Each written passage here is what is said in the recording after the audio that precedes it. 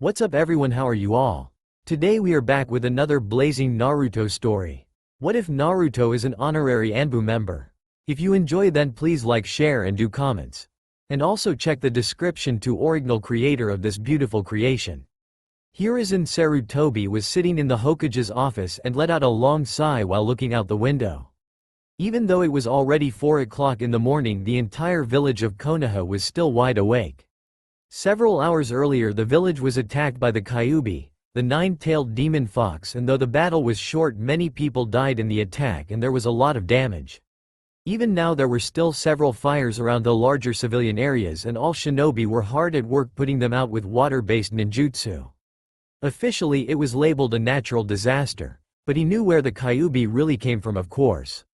It escaped from its imprisonment when Kushina Uzumaki, the wife of his successor Minato Namikaze and the previous Jinchuriki of the Kyuubi, underwent childbirth. For the last couple of weeks he and Minato went over the possibility of the seal loosening and how to prevent it from happening.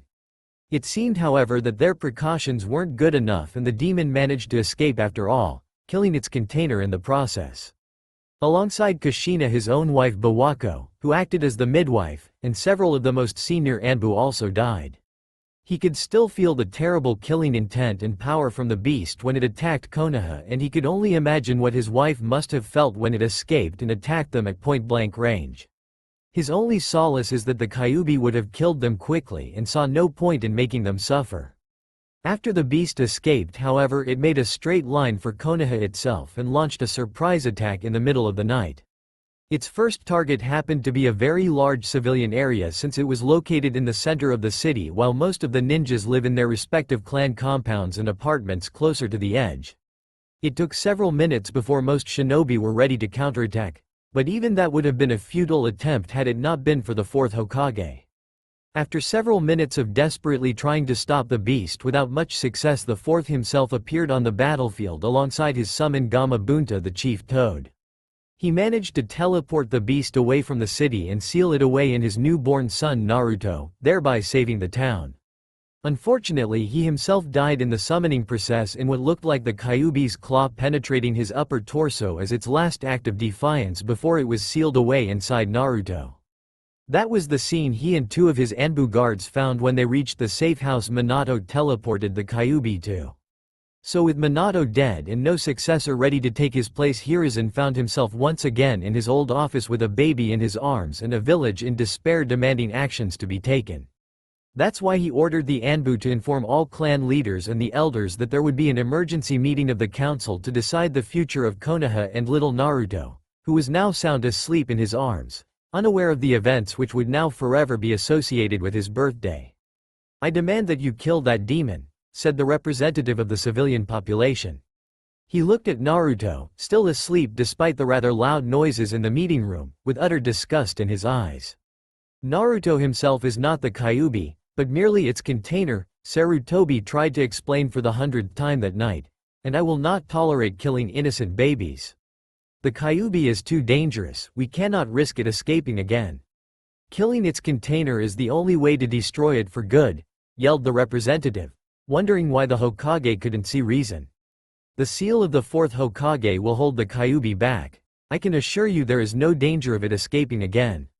We will not kill Naruto, and that is final, the third said while slamming his hand on the table, making it clear that the topic was hereby closed. "What do you suggest we do about little Naruto then?" asked Shibi Aburame in the calm and logical tone his clan was known for. "Does he have parents or legal guardians to take him in?" "No, his parents died in the attack today and he has no other family." The third answered vaguely, not wanting to reveal exactly who his father was. "We can't put him in the orphanage, he's too dangerous." "I refuse it," said the civilian representative, still not entirely convinced that a simple seal can hold back a tailed beast. For the next 2 hours the council debated several possibilities, but all of them were shot down for various reasons. Getting adopted by a civilian family was impossible. Almost everyone lost someone in the attack and nobody would want to adopt the very demon they deemed responsible for it. The clans, while more convinced of the notion that Naruto himself wasn't a demon, weren't really willing to adopt him either. For one, it would be obvious he was adopted since he wouldn't have the clan's bloodline and thus be unable to use any of their techniques. They also feared the backlash their clan would receive if they adopted a Jinchuriki, though none of them said that aloud of course. Danzo was willing to raise the child and insisted on turning him into a human weapon like Han and Roshi. The two Jinchuriki from Iwa are Killer Bee. The Jinchuriki from Kumo had been in the last war. However, the third was heavily against this idea and insisted that Naruto would not be raised as an emotionless puppet. He was supported by many of the clan heads in this decision. The meeting was reaching a stalemate until suddenly a voice spoke up. "Perhaps I can offer a solution?" The room was instantly silenced and everyone looked around trying to find the source of the words until they noticed it was one of the ANBU that spoke up. This shocked them since the ANBU, though present at every meeting for security reasons, never once interfered. Most had even forgotten they were even there since they usually stood at the side blending in with the shadows. The third looked at the ANBU that spoke up, a man wearing a mask with a dragon motive, and recognized him as Ryu, the new commander of the ANBU. The previous commander Phoenix alongside 4 of his 5 captains were assigned as one of the guardians of Kushina and were amongst the first to die by the Kyuubi's hands, and Ryu, the 5th captain and now the highest in rank, was named as the new commander despite his young age. "Very well, come forward and explain yourself," ordered the Hokage, wondering what the new ANBU commander had to say. "Yes, Lord Hokage," Ryu said while bowing politely and stepping forward. "I propose that Naruto Uzumaki will be placed in the ANBU headquarters where he will be raised and supervised by the ANBU during his childhood," Ryu said, quickly coming to the point. "What?" The shock was clearly written on the face of everyone in the room, including the other ANBU who were now beginning to question the sanity of their new commander. "Allow me to explain my reasons," Ryu said without flinching. "I can assure you I did not propose this lightly. Please explain your reasons for this most unorthodox proposal," Shikaku Nara said, having deemed this whole meeting too troublesome after debating for 2 hours. "Of course," Ryu continued in his still calm voice. "The civilians demand that the Jinchuriki is put under heavy surveillance, do they not? To make sure the Kyuubi never escapes again." He asked this to the representative of the civilian council, who answered with a quick yes. "Well then, what better place than the middle of ANBU headquarters? He will be surrounded at all times by dozens of highly classed ninjas who can interfere immediately should he start to lose control and are skilled enough to kill him if it ever becomes necessary. If the seal ever breaks, we can react immediately and stop the Kyuubi from attacking the village again." The civilian representative had nothing to say against that and only nodded his head towards the masked man. "Lord Danzo," he said next, turning towards the heavily bandaged council member, "you deem that Naruto should be trained in the way of the ninja so that he may become an asset to our village, correct?" The older man only nodded in response. "Well, since he will be trained by the ANBU, we can guarantee that he will receive the very best training a young ninja can hope for." Danzo scoffed at that idea. He was sure that his own Root organization would be more suited to prepare the boy than the ANBU were, but since Root officially didn't exist anymore, he couldn't bring that up in a council meeting. So he reluctantly agreed that the ANBU were the best this village had to offer.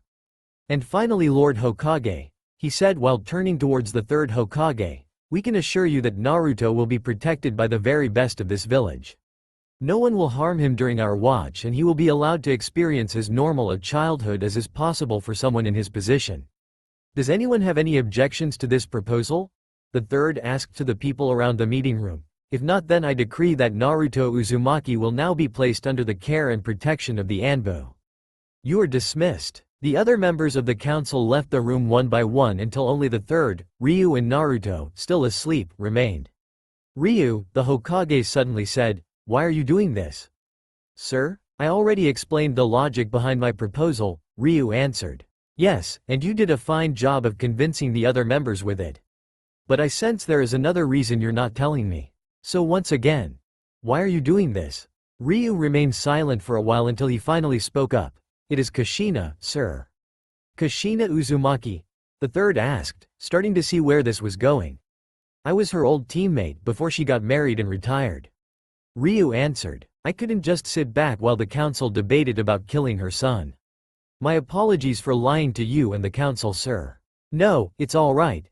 Sarutobi let out a small smile while he said this. "To be honest, I'm starting to see more and more merit to the idea. I'll give you a week to make the preparations, and then I'll leave Naruto in your care." "Yes, Lord Hokage, I will begin immediately." Ryu said as he bowed and returned to the ANBU headquarters. "So it's babysitting?" asked Salamander, one of the newly appointed captains of ANBU. "We are tasked with taking care of the new Jinchuriki of the Nine Tails and to guarantee his safety as well as make sure the seal will hold," Ryu explained. "But this Naruto, he is still a baby, right? He is a newborn, yes. And we have to feed him, change his diapers, make sure he sleeps and watch over him at night? That is how one generally takes care of a baby," Ryu said. "So it's babysitting?" Salamander asked again. "Yes." Ryu let out a sigh as he surrendered the point. "During the first 5 years of his life we will for all intents and purposes be nothing more than babysitters. Afterwards we are responsible for his training until he graduates and becomes a genin." "Why are we responsible? Just let the academy handle him," Hawk, another newly appointed captain, said. "Don't be ridiculous. You know damn well that without specialized training at home it is near impossible to pass the academy by yourself. The low number of successful civilian ninjas is all the proof you need. There is a reason that 80% of our forces come from established clans even though the clans are only 10% of our population," Ryu said. "Besides, it is crucial to the safety of the village that Naruto learns how to handle all the extra energy the Kyuubi will give him. His chakra network is already as big as that of a 3-year-old and you just can't learn that level of control in the academy." "I still don't like it," Salamander said. "I didn't join the ANBU so I could do goddamn babysitting missions again. This is a D-rank mission for crying out loud, let the genin handle it. It also an order from both the Hokage and the council, so you will do what you are told," Ryu said, making it clear he didn't want to discuss it any further. "Besides, it might be a D-rank in nature but we are getting full-time A-rank pay for it, so stop complaining. We can use the extra funds." "So how will we do this then?" asked Deer, one of the 2 female captains alongside Crab. "We can't exactly let a baby sleep in the barracks, can we?" Officially the Hokage gave him apartment 101 of the iceberg, which means that as far as official channels are involved Naruto will be living by himself, Ryu said. "And since he will be a tenant of the iceberg, he is of course allowed to use its public facilities including the library, training rooms, blacksmith and lounge. The barracks themselves and the meeting rooms are off limits however, since those officially don't exist unless you actually join ANBU." "So he will stay in the iceberg, but he won't actually join ANBU?" Deer asked. "Of course not. He's a baby, for crying out loud. In what universe does having a child join ANBU make any sense? He won't just magically become Jonin level because we train him for a while," Ryu said, while starting to lose his patience with his new captains and their stupid questions. Everyone thought about that for a bit. The iceberg was the unofficial nickname of the headquarters of the ANBU forces, named because over 2/3 of its content was hidden below the surface. Officially it was just a regular apartment complex owned by the village and overseen by the current Hokage. Unofficially however it housed the living quarters of the ANBU force alongside plenty of training areas and other facilities, most of which were hidden below the surface. Never before had an outsider seen the true inside of the iceberg, let alone been given a permanent room there. To say they were shocked at the news of their new neighbor would be an understatement. Anyway, as for the schedule, each team will be responsible for Naruto for 1 week before the next team takes over. The order will be Team Salamander, Team Hawk, Team Wolf, Team Deer, and Team Crab. Afterwards Salamander's turn begins again. Since Naruto won't actually arrive for another week, Salamander's first task is to make sure apartment 101 is prepared. Any questions? Ryu gave everyone their orders and his 5 captains left the room to inform their team of the new mission they were assigned. 1 week later the Hokage entered the iceberg with a sleeping baby in his arms to take him to his new home. He hoped he made the right decision for Naruto's future. After they left, 2 members of Team Hawk entered the room and started their first watch. Little did they know that the ANBU would never be the same again for years to come. It wasn't until a few weeks after the attack that it became apparent that things would never be the same again in the village of Konoha. At first everyone was still too shaken up and didn't quite realize how big the damage really was. But after the initial state of shock subsided, they began to see that things they once took for granted were now changed forever. This was especially true for the ANBU. Not only did their entire chain of command change almost overnight, they also had to deal with a new neighbor in their headquarters. This neighbor was Naruto Uzumaki, the village's newest Jinchuriki. Since both his parents died in the attack, the orphaned boy was placed under the protection and care of the ANBU. However, many ANBUs soon found out that taking care of a baby was a whole lot different from their regular line of work. Especially since Naruto seemed to have a near-infinite appetite and refused to sleep during the night hours, opting instead to cry for more food. This drove many of the otherwise highly trained and skilled ninja up the wall, and many swore to never have kids of their own after their first shift ended. But eventually things settled down and soon the ANBU grew accustomed to Naruto's presence in the iceberg. They even managed to work out a workable schedule where a few volunteers, mostly kunoichi, though one silver-haired ANBU in a dog mask volunteered as well, took after him most of the time. It was agreed that the ANBU who took care of Naruto were allowed to remove their masks during that time and be themselves when they were with the blonde. There were 3 reasons for this. First of all, Naruto was frightened by the masks and it was a lot easier to get him calm if they simply removed them.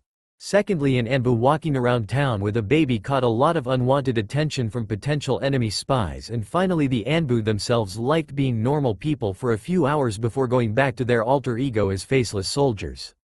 The third Hokage also dropped by for a few hours whenever he was there for ANBU business, which happened almost every day, even when most of the time he never even made it to Ryu's office to discuss the things he was supposed to be there for in the first place.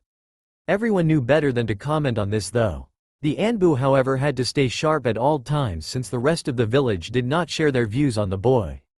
During the first 6 months alone there were 6 assassination attempts at young Naruto's life. They tried to poison his food on 5 separate occasions, and one man was even foolish enough to try to sneak in at night and kill him in his sleep. Tried being the word here since he didn't get very far before the ANBU noticed a civilian sneaking in their own headquarters. These attempts at Naruto's life stopped rather abruptly once the ANBU executed the would-be assassins in public under charges of treason. After this rough start, the next few years went by rather smoothly and Naruto grew quite accustomed to the presence of the ANBU in his flat. His room also changed quite a lot since the first year and now housed a small bed with orange sheets. Somehow he slept a lot easier with that color than others, a desk with several storybooks about ninjas, a closet with his clothes and a small chest with his toys and birthday gifts from the Hokage and the ANBU, who long since stopped seeing Naruto as just a mission and more as part of their family. Especially Kakashi, the ANBU known as Dog, took a liking to the blonde and looked after him a lot more than the rest. It was on one of these days that Kakashi took care of Naruto. "How is he doing?" asked Kakashi to Badger once he entered flat 101 to begin his shift. "He's asleep now," grumbled Badger, but he was quite a handful to get into bed. "Apparently you promised to take him to the park today." The kid couldn't stop talking about it. "Hey, sorry about that," said Kakashi while rubbing the back of his head with his left hand. "I hope he wasn't too difficult?" "Nothing I can't handle," said Badger with a smirk. "You on the other hand are about to have quite an eventful day once he wakes up. I hope you aren't too tired from your last mission to the land of tea, because you will need all the energy you can spare," Badger said while chuckling. "You didn't?" asked Kakashi with fear in his tone. "Didn't what?"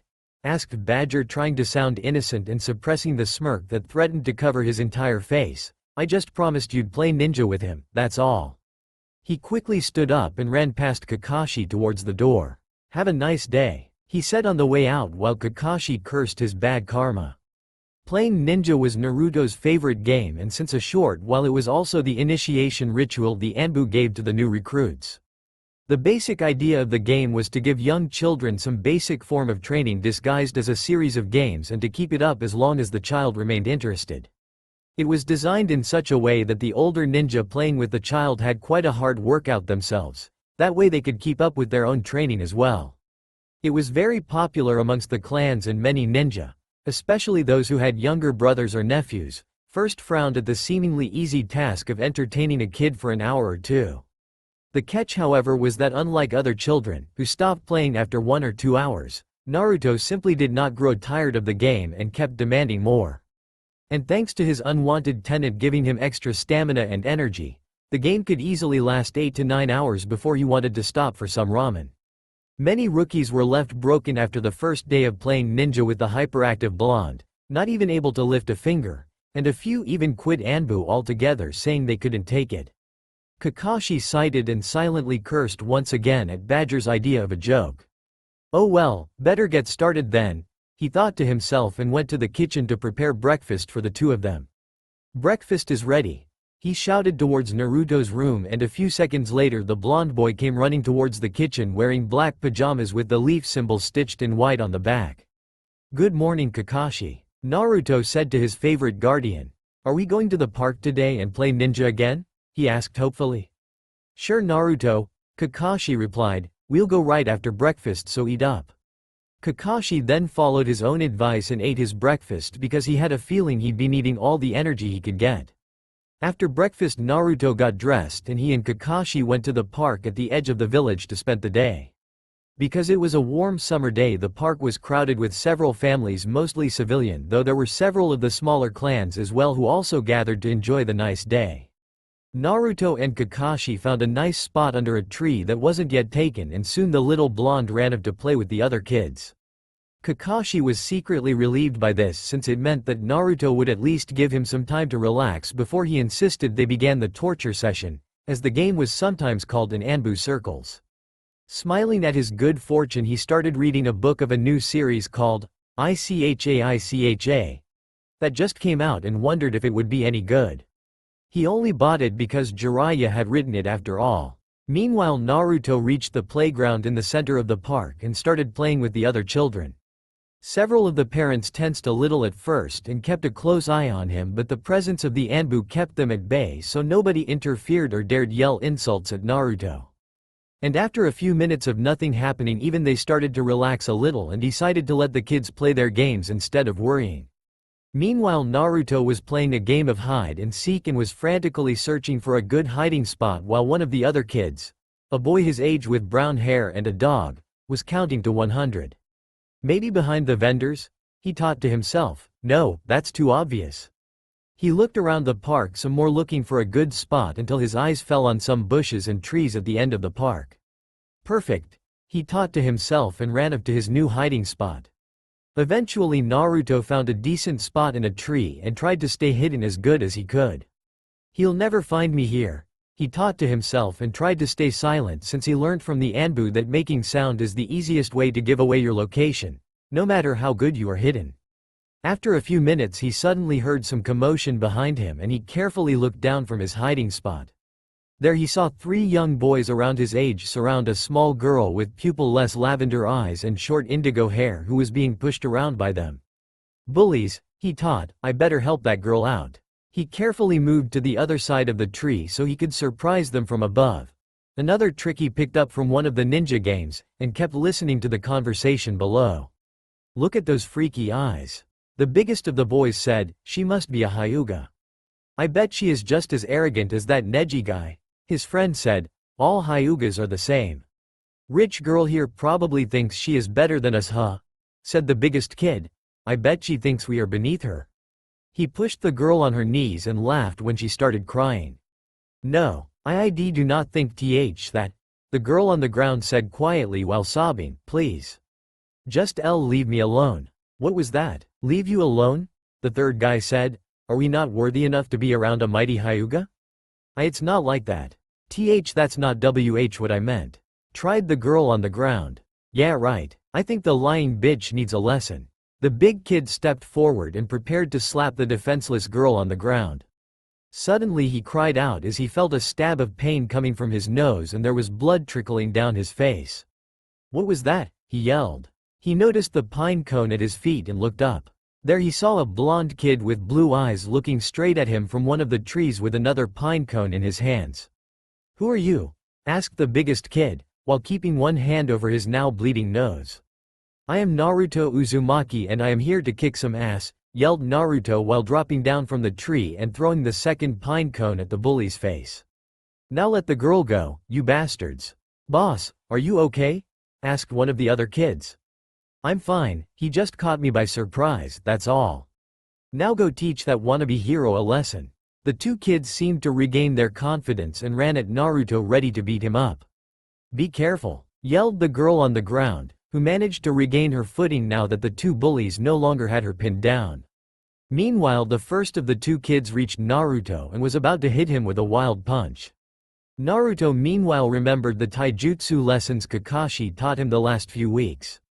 Always keep a cool head in battle and anticipate your opponent's actions. Naruto remembered Kakashi's words and sidestepped the wild attack so that he was now positioned behind the bully. Strike hard and decisive. Naruto kicked at the bully's legs from behind and watched him crash to the ground. Always mind your surroundings. He quickly spun around and just barely managed to block a punch from the second bully that was behind the first one. Use your opponent's strength against themselves. He quickly grabbed the fist that tried punching him and using the bully's momentum threw him around right into his friend, knocking both of them out at once. Keep your eye on the mission at all times. He turned around again to look at the girl and came face to face with the biggest bully who was glaring at him. If the opponent is on the defensive, keep the pressure on and don't give them a chance to recover. Naruto ran towards the biggest kid and tried to take him down with a combination of punches and kicks he practiced earlier. Unfortunately, the third bully was stronger than his friends and, though he lacked style, managed to overpower Naruto with brute force alone and threw him on the ground with a nasty punch in the stomach. Damn, I forgot the lesson about not being overconfident. Naruto muttered to himself. He saw the bigger kid move towards him with an evil grin on his face. You're going to get it now, runt. It's payback time for breaking my nose. Naruto gulped and tried to find a way out of his predicament until he saw the girl stand up behind the bully with new confidence in her eyes. Leave him alone, she said without stuttering like she did before. Oh yeah? And what are you going to do about it, huh? The bully asked mockingly without even looking at her, a mistake which would cost him dearly. I said, leave him alone. Suddenly the veins around her pupil-less eyes became visible as she lowered her body in a taijutsu stance Naruto had never seen before. 8 trigrams. 16 palms. The girl shouted while moving gracefully, almost like a dancer, towards the bully's exposed backside. She moved her hands in a blurry and struck his back repeatedly on various parts. Naruto frowned at the attack. He could tell those hits weren't exactly strong, more like gentle tabs really, and he knew from first-hand experience that the bully could take much stronger punches and remain standing. Imagine his surprise when instead of shrugging the attack off like he expected, the bully's eyes became glassy and he fell forwards with a loud thud. He saw the bigger kid was unconscious. How the hell did she do that? He thought. Thank you for helping me, he heard the girl say and turned his head towards her. Her veins had returned to normal though her eyes were still pupil-less. Naruto gave her a wide grin. I should be the one thanking you. How did you take out that bully? That was amazing. You must be really strong, he said excitedly. The girl blushed heavily at the words of praise but managed to let out a small, thank you. So what's your name anyway? Naruto asked. I am Naruto. Nice to meet you, Naruto. I am Hinata Hyuga. The girl replied. Nice to meet you too, Hinata, Naruto said with his trademark grin. Hey, me and the other kids are playing games in the park now. Would you like to join us? He stretched his hand out towards her, awaiting her reply. He's asking me to play with him. Maybe he wants to be friends? Hinata thought excitedly to herself. She didn't have many friends and smiled at the idea of playing with other kids, so she took his hand. Yes, I'd like that, she said. They both ran back to the other kids, not realizing 2 figures were watching them. She is quite impressive for her age. Her father must be proud. Kakashi said to Ko Hyuga, Hinata's guardian. To be honest, I am as surprised as you are, Ko replied. She doesn't usually show this much confidence. In fact, that was the first time she managed to pull off the 16 palms attack. The first time in a combat situation and she already hit all targets? She must have trained that technique a lot then? Kakashi said. No, I mean literally the first time she ever did it. She has never been able to do it successfully before, not even in training. Ko confessed. I wonder if it was that kid who somehow inspired her to do it. The first time she pulls it off and immediately in a combat scenario. Kakashi pondered. That certainly is quite peculiar though not unheard of. Apparently Naruto must have left quite the impression on her to inspire such a change of personality. Talking about Naruto, he didn't do too bad himself.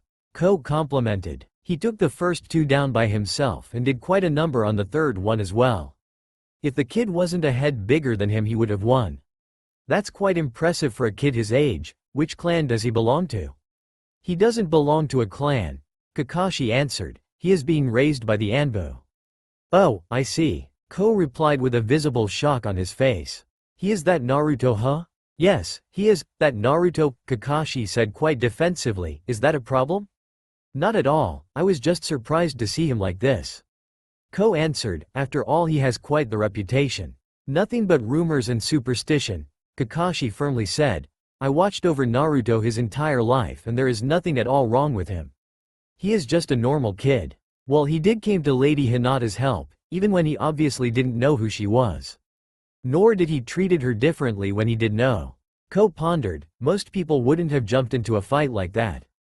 Perhaps I can convince her father to let Hinata play with Naruto more often, after all she does seem to take a liking to the boy. He chuckled while pointing at the two kids who were still playing with each other. Kakashi couldn't help but smile underneath his mask at the sight. After all, this was the first time Naruto had a friend his own age. Other kids played with him when they visited the park and some, like that Inuzuka brat, seemed to genuinely like him. But in the end he never had someone he could truly call a friend. At least not within his own age group.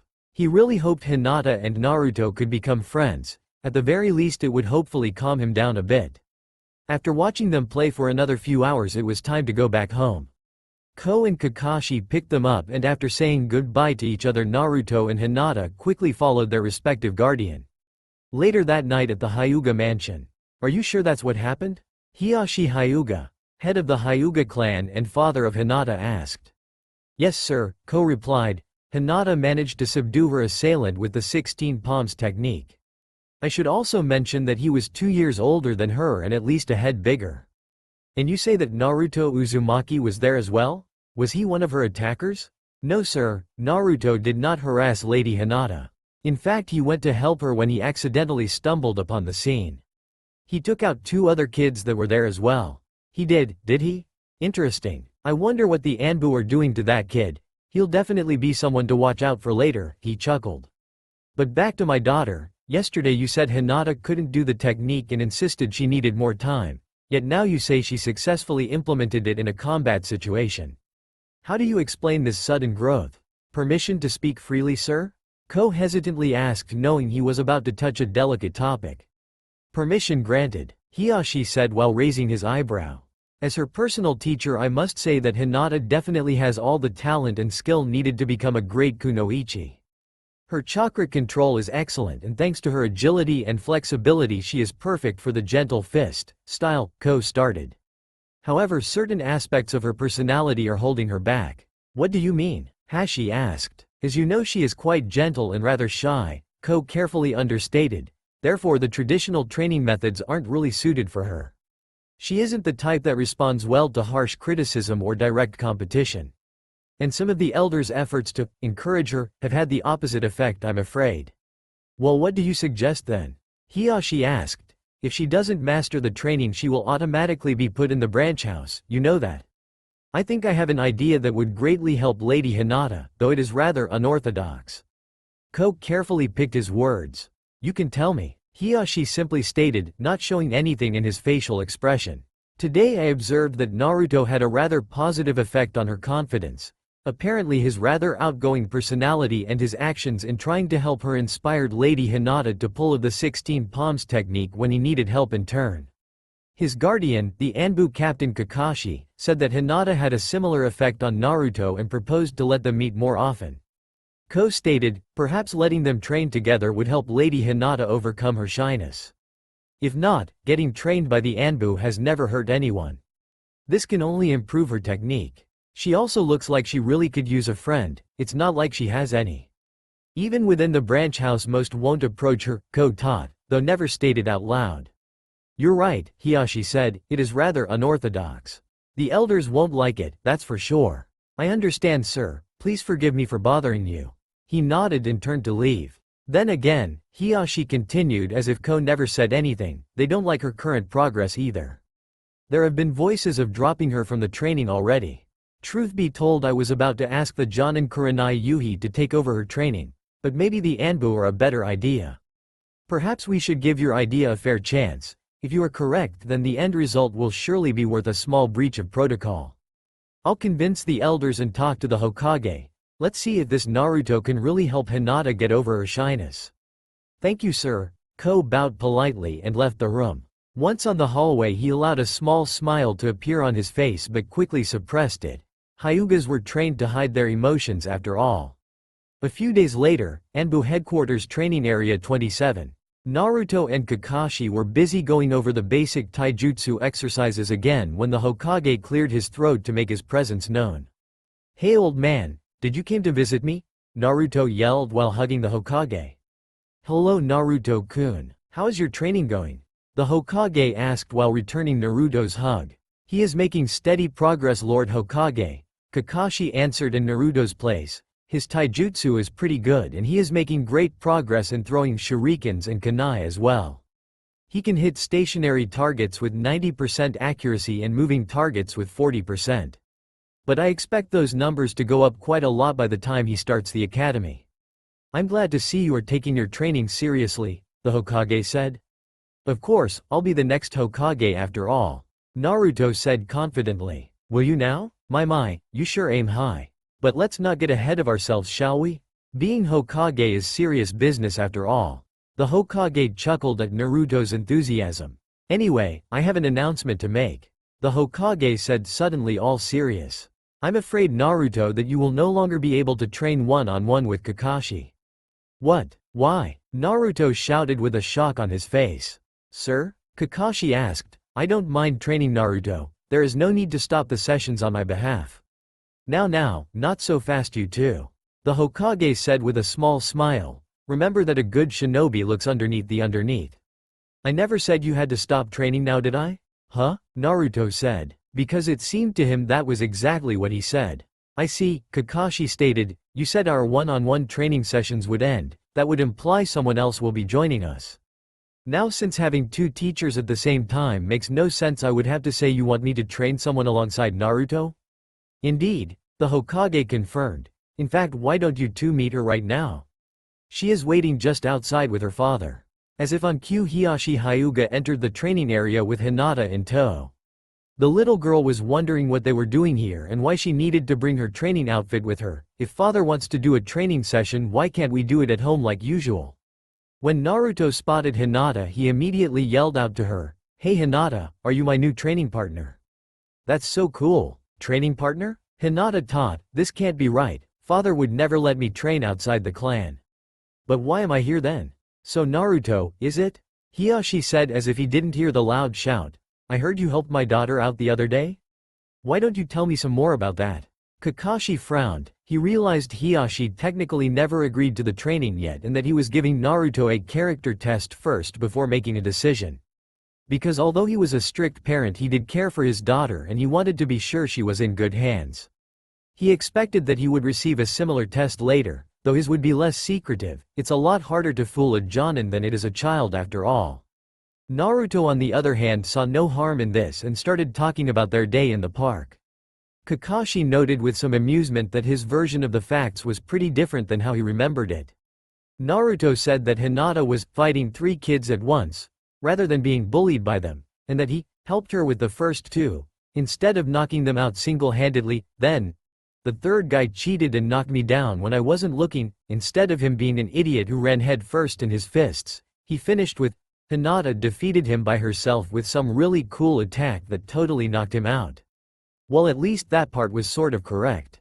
Kakashi waited for Naruto to finish up and was surprised when he kept talking. He spent another 10 minutes describing all the games they played later that day in far more detail than the actual fight Hiyashi wanted to know about. In the end though Hiyashi just smiled to himself. It was obvious that Naruto and his daughter got along great and if anyone would be able to get her out of her shell it would be him. His face however didn't betray his feelings and it kept its neutral look throughout the entire story. "So Naruto," he suddenly said, "I take it you will be starting at the academy next year as well?" "Yes sir," Naruto confirmed. "Well then, I feel it would be in both your interests if you and Hinata could work together to practice and do your homework. Wouldn't you agree?" he asked, already knowing the answer. "You mean I can train with Hinata after school? That's so awesome," Naruto almost yelled. "Awesome huh?" Hiyashi thought, "I better make sure he keeps focused on training only, don't want to give the kid ideas about my daughter." "That is of course if you can keep up," Hiyashi said, "only the best training partner is good enough for Hinata." And now to really drive the point home, he almost smirked. Maybe I should ask that Uchiha kid instead, he'll probably be Rookie of the Year. Hiyashi pretended to ponder aloud. Hell no, Naruto said, I'm gonna be Rookie of the Year, you'll see. Will you now? Well then you better focus on training a lot because if you turn out to be a failure I'll put a stop to these sessions at once, do you understand? Hiyashi said with a stern gaze, he loved to play with people's minds like that. Naruto gulped and nodded. He was determined not to lose his new training partner and he vowed to become Rookie of the Year. And so Naruto and Hinata started training together. Hinata's insecurity and shyness that always kept her back quickly disappeared under Naruto's constant praise and Kakashi's rather lax training attitude. He allowed them to fail tasks and simply let them try again until they got it right. This was in dire contrast with the Hyuga's method of demanding absolute perfection and turning everything into a competition with winners and losers that never managed to appeal to Hinata's character. Naruto started taking his training more seriously as well. Now that he had a partner who was used to discipline and harsh work, he could no longer afford to goof around or pull pranks on his teachers. At least not as much as he used to. He did manage to get both himself and Hinata involved in several pranks that ran out of hand and ended in a stern talking to for both of them. Eventually the months passed and it was time to enter the regular academy.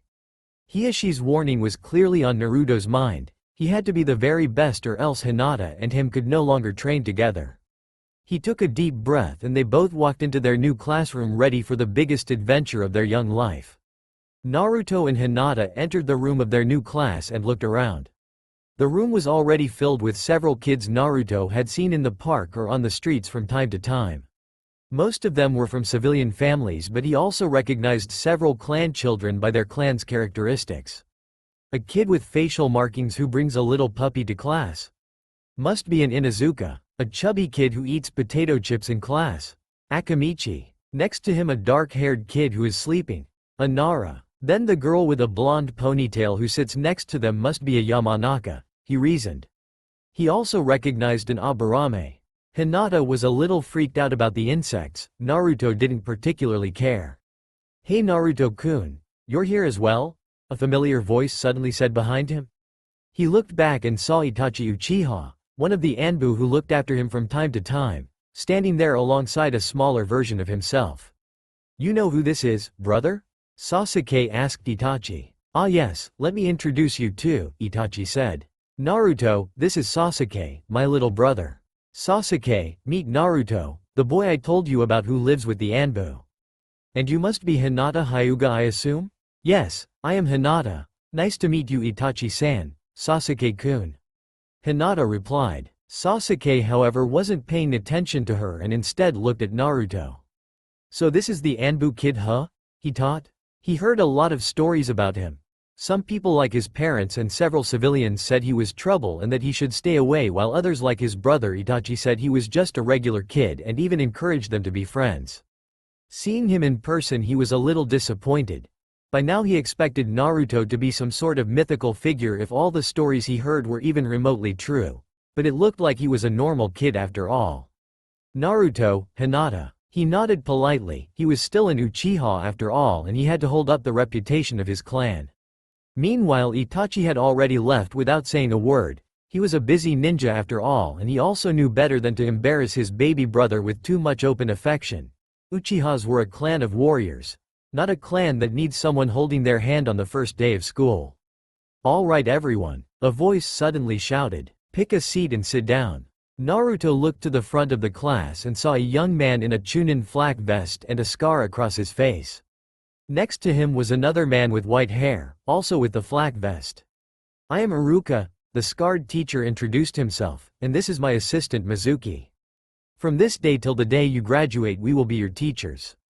But make no mistake. This is not the civilian school, this is the Ninja Academy. All those who are here came here with the sole purpose of becoming a ninja for Konoha. Some of you will succeed and become the next legends of our village, he continued his speech, but most of you will either drop out or end up killed within your first year.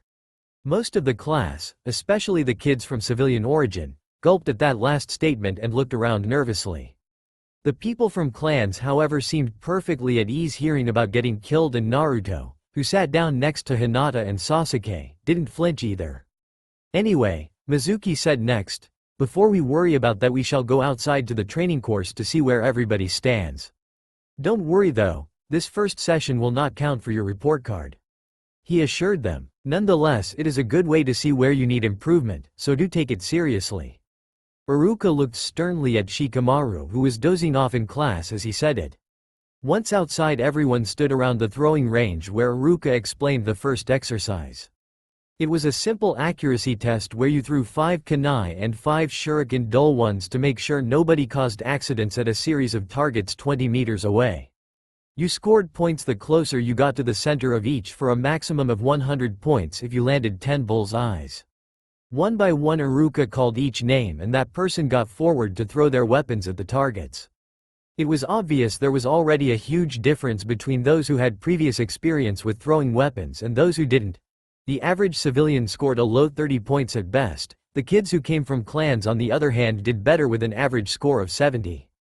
Hinata even scored 90, firmly placing herself as the best female and even in the top 3 in general. Finally only Sasuke and Naruto remained. Sasuke Uchiha. Iruka called amongst a loud murmur when they heard his name. Everyone heard of the legendary Uchiha clan and now they got to see one of them in action. Sasuke confidently went forwards and took the weapons. He weighted them in his hands and threw them one by one at the targets like he had done countless times before. 99 points. Iruka said in disbelief. That was the score you expected on a final exam after months of training, not on the first day of school. Everybody looked at Sasuke in awe and several of the girls started talking very excited amongst themselves while looking at him with little hearts in their eyes. Not too bad, Naruto said casually as Sasuke walked back to where he and Hinata were waiting, but you missed one. That one kunai must be slightly off balance then, he remarked. Naruto Uzumaki, you're up. Iruka said. Naruto casually walked to the range and picked up the kunai and shuriken. As he got ready for the exercise he noticed that nobody was really paying attention to him. Everybody was still hanging around Sasuke. Good luck Naruto-kun. Hinata, who was the only one looking at Naruto, said. Naruto smiled at her and focused on the exercise. He quickly threw his shuriken and 4 of his 5 kunai at the targets. Everyone spun their heads around when they heard 9 consecutive thuds and looked in shock at the 9 bullseyes. Naruto was about to throw his last kunai as well when he stopped at the last second, smirked a little and then threw it anyway, aiming slightly left of his last target where it impacted the board with a thud. Everyone just looked in shock at what they just saw. Well, looks like you were right Sasuke-kun. Naruto casually remarked. That kunai was slightly off balance. Thanks for the heads up. He smiled at the young Uchiha. No problem, Sasuke recovered himself. I had to let you win at least one trial, right? 100 points. Well done Naruto, Iruka managed to say after having recovered from what he just saw. 2 geniuses in one class? This is going to be interesting. He taught. After the targeting exercise they continued towards an obstacle course they had to cross in less than 5 minutes. This time the civilian kids did even worse. Only 6 out of 45 managed to complete it and even then it took them almost 4 minutes on average. The clan children once again did better and all managed to pass it. Naruto noticed however that the best ones were different kids than in the previous exercise. Shikamaru, who scored an impressive 92 in accuracy, couldn't really be bothered to go all out. He called it troublesome and completed the course at a leisurely pace, finishing after 2 minutes and 20 seconds. Kiba on the other hand scored pretty low at targeting, a mere 63, but excelled at the more physical test, finishing it in 1 minute and 10 seconds. The rest of them all finished somewhere within that time frame. Even Choji, who was pretty big-boned, as he called it, did really well and finished it in 2 minutes. Hinata once again scored really high. She demonstrated a high level of agility and never missed a single step. In the end however she missed some of the raw speed and power. Kiba had and completed it in only 1 minute and 15 seconds. This still placed her safely above Ino's 2 minutes as the best female however. Once again only Naruto and Sasuke remained. Somehow they suspected Iruka did it on purpose to not discourage the others too much. Why don't you go first this time? Sasuke offered with a mischievous glint in his eyes. Thanks, Naruto smiled. No problem. Sasuke smirked a little. After all, a gentleman always lets the ladies go first. Everyone sniffled at the joke and even Hinata couldn't fully suppress a small smile on her face. Naruto, who could always appreciate a good joke even if he was on the receiving end, had to admit he walked right into that one and focused on the obstacle course instead. There were 5 obstacles they had to cross.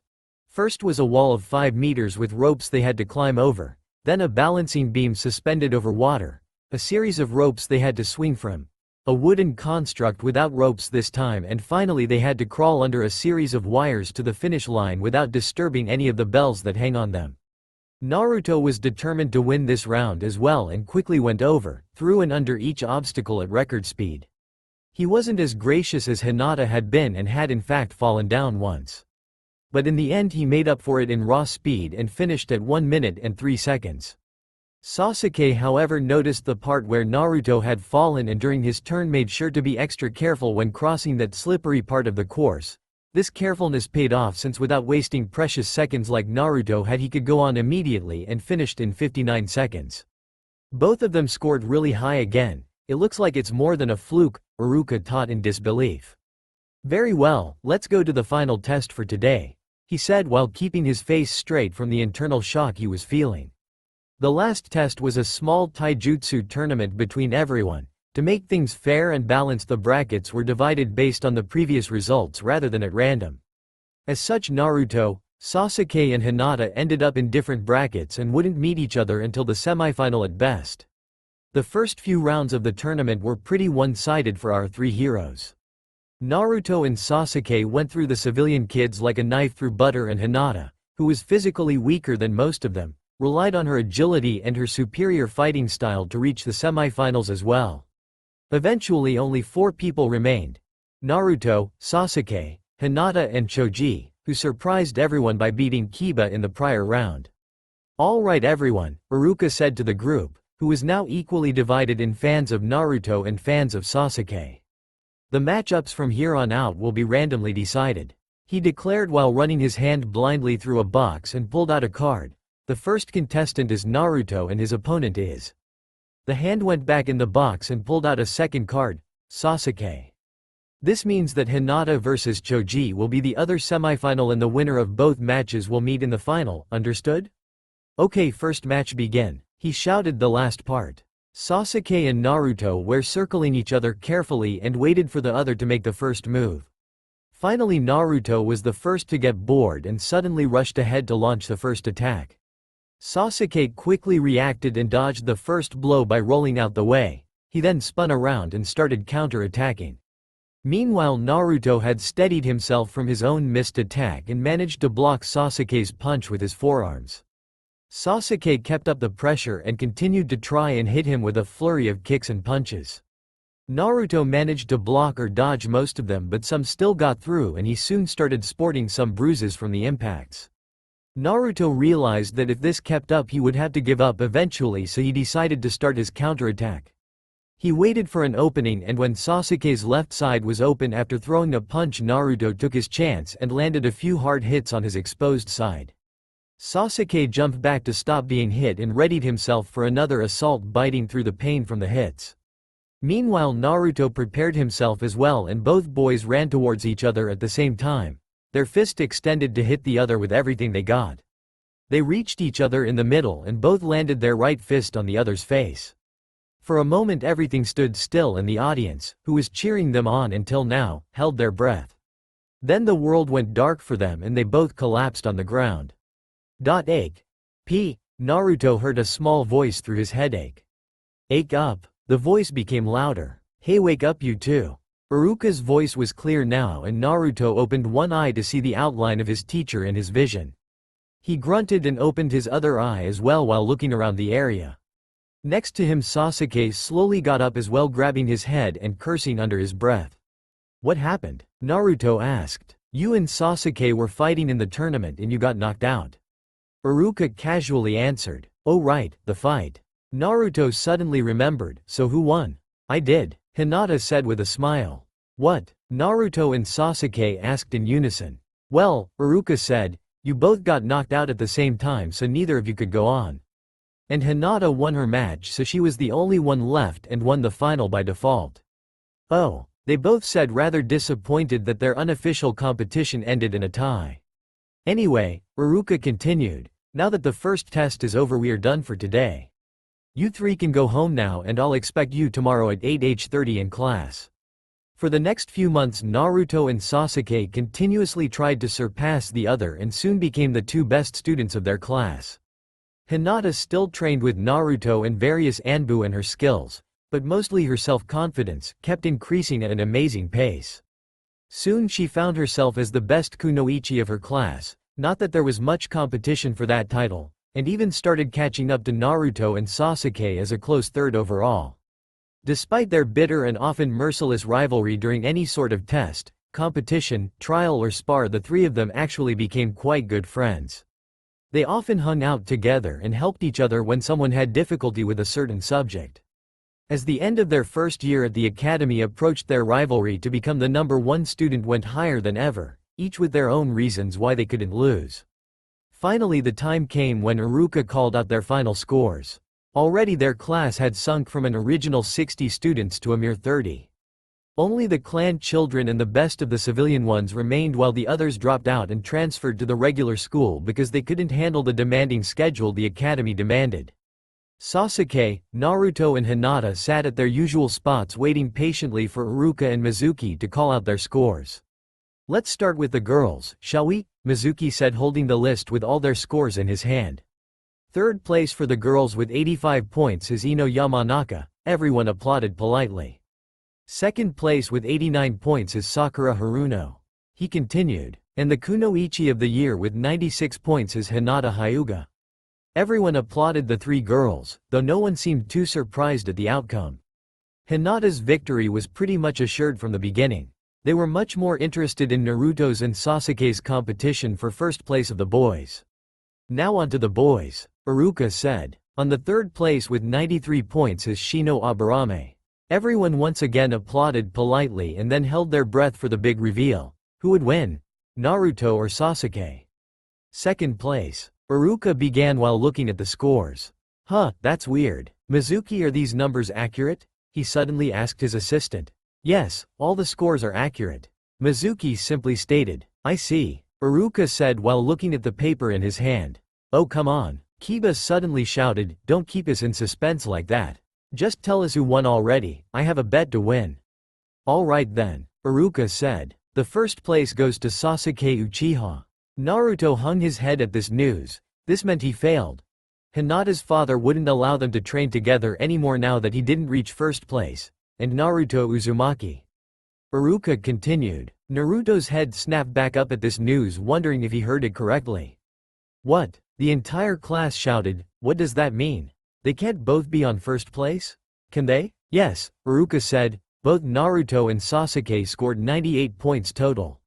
So it's a tie. They both got first place. Naruto smiled at this news.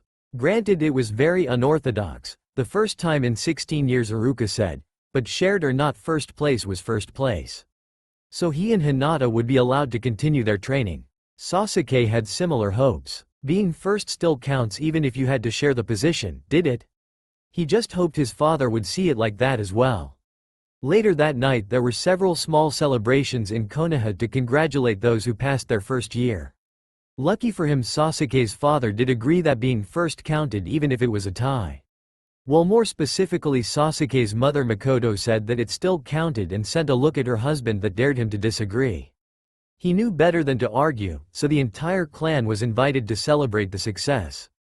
On the other side of town, the Hyugas held their own private celebration as well. Naruto and Kakashi were invited to join and both donned their finest kimono for the occasion.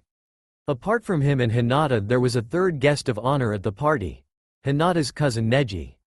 He also made the top spot in his class, and Hiyashi insisted, despite some protest from the elders because Neji was a branch member, that the party was in his honor as well. Naruto quickly found that he didn't get along well with Neji, or most of the Hyugas for that matter. It seemed that Hinata's kindness and calm nature, which he liked best about her, was not a trait she shared with the rest of her family. Most of the Hyugas, including Neji, had a serious stick up their ass and an ego the size of the Hokage monument. He always taught Sasuke had a bit of an arrogant streak if he performed really well in a certain task, but now he had to reconsider that statement. Sasuke was downright humble compared to some of these guys' claims of the superiority of the Hyuga clan, and how lucky he was that he was allowed to train alongside a prodigy of the main house. Even Neji couldn't help but rub in that Naruto had to share his first-place position while he was the undisputed best of his class. Luckily Hinata seemed to share his discomfort at the boasting of her family, and they even joked about it a few times when the rest of the Hyugas weren't listening. Eventually the night came to a close and he and Kakashi returned home. He said they were allowed to rest for the rest of the week and the training sessions would begin again the following week, when they started their second year at the academy. Naruto was a little disappointed when he found out that students at the academy did not get a real vacation like the kids in the regular school. Iruka said that their skills would deteriorate too much if they didn't practice regularly. He explained that missions and enemies didn't stop because it was a holiday, so ninjas had to get used to working around the year, and they started this philosophy in the academy. After their week off, the students returned to the academy for their second year. Mostly things continued on as usual, with Naruto and Sasuke constantly trying to one-up the other in every test, spar or training exercise. Hinata kept improving as well and soon secured her third place, and then slowly began catching up until she eventually started winning several of the unofficial competitions as well. Eventually they also started on their first ninjutsu lessons. Naruto started fantasizing about breathing fire or summoning lightning and was thoroughly disappointed when Iruka started with a theoretical lesson about chakra theory and how to mold and gather it. He was even more disappointed when he said the only jutsus they would learn in the academy were the transformation jutsu, the substitution jutsu and the clone jutsu. The other jutsus were only available once they actually became genin, since they didn't want to just let anyone have access to destructive techniques. He quickly discovered two facts. One, he had a lot of chakra, even more than Iruka had apparently. But as a result of this, his actual control, which according to Mizuki was more important than just having raw chakra reserves, was the worst of the class. He compared it to trying to fill a teaspoon with a bathtub of water. He was more likely to wash the entire spoon away than come anywhere close to the impossibly small amount he needed to isolate. Luckily Kakashi foresaw that this might become a problem, so he started working Naruto on the leaf balancing exercise every day until, after a few weeks of improving his control, he managed to isolate enough of his reserves to use the transformation jutsu and the substitution jutsu without too much trouble. The clone jutsu remained difficult though, and he could only do it when he was extremely concentrated. Kakashi simply said that he should keep on improving his chakra control until it was good enough. 8 months into their second year. "Hey, Hinata, have you seen Sasuke today?" Naruto asked his friend. "No, it looks like he didn't show up." Hinata answered. "You think he is sick?" Naruto asked. "Maybe we should visit him after class then. Or perhaps it has something to do with all the commotion last night," Naruto said. "What do you mean?" Hinata asked, since she hadn't heard of anything happening last night. "Well, last night there was a general alarm in the ANBU headquarters," Naruto explained. "They summoned every available ANBU to the mission room. Apparently something really big must have happened. For a minute I thought Konoha was invaded or something." "Really?" Hinata asked in surprise. She already learned a few things about how the ANBU worked, and a general alarm was only issued for the most important events. "Perhaps we can ask Kakashi-sensei later?" "I doubt it," Naruto said. "If it's secret ANBU stuff he won't talk. Not even to us." "Yeah, I guess," Hinata said. "Oh look, Iruka-sensei is finally here." Iruka had indeed entered the classroom with a defeated look on his face. The entire class noticed something was up when instead of Mizuki it was the director of the school who entered the classroom alongside Iruka. Even Shikamaru opened his eyes and started paying attention. "Attention everyone," the director started. "Classes have been dismissed for the rest of the week. Your parents have been notified and they will come pick you up shortly." The kids started talking amongst themselves until Sakura raised her hand and asked the question on everyone's lips. "What happened? Why are classes cancelled?" Iruka looked at the director, asking a silent question to which the director gave a short nod. "Last night," Iruka began, "the Uchiha clan has been massacred inside their compound by an unknown assailant." The entire classroom exploded at that statement. Everyone started talking and bombarded Iruka and the director with several questions until Naruto asked the one they all needed to know. Is Sasuke okay? Sasuke is alive, the director said to everyone's relief, but he is in a coma and is now being monitored at the hospital. So far he is the only known survivor. Before the kids could ask other questions, the director excused himself and left the room. He was going to have to repeat this talk with the other classes as well and did not look forward to it. When they left the school, Naruto and Hinata were awaited by Ko and Kakashi, who looked like he hadn't slept at all last night. Since you are his friends, the Hokage allowed you to visit Sasuke. Kakashi said. Follow me. Your father has agreed, Lady Hinata, Ko said with a sympathetic smile. The three of them followed Kakashi to the hospital and they walked into a secure ward until they arrived at a door guarded by 3 ANBU. Inside, Sasuke was lying on a bed. His eyes were open but they looked glassy and he didn't respond to anything. The Hokage was standing next to the bed talking to a doctor. As you can see, this isn't a regular coma.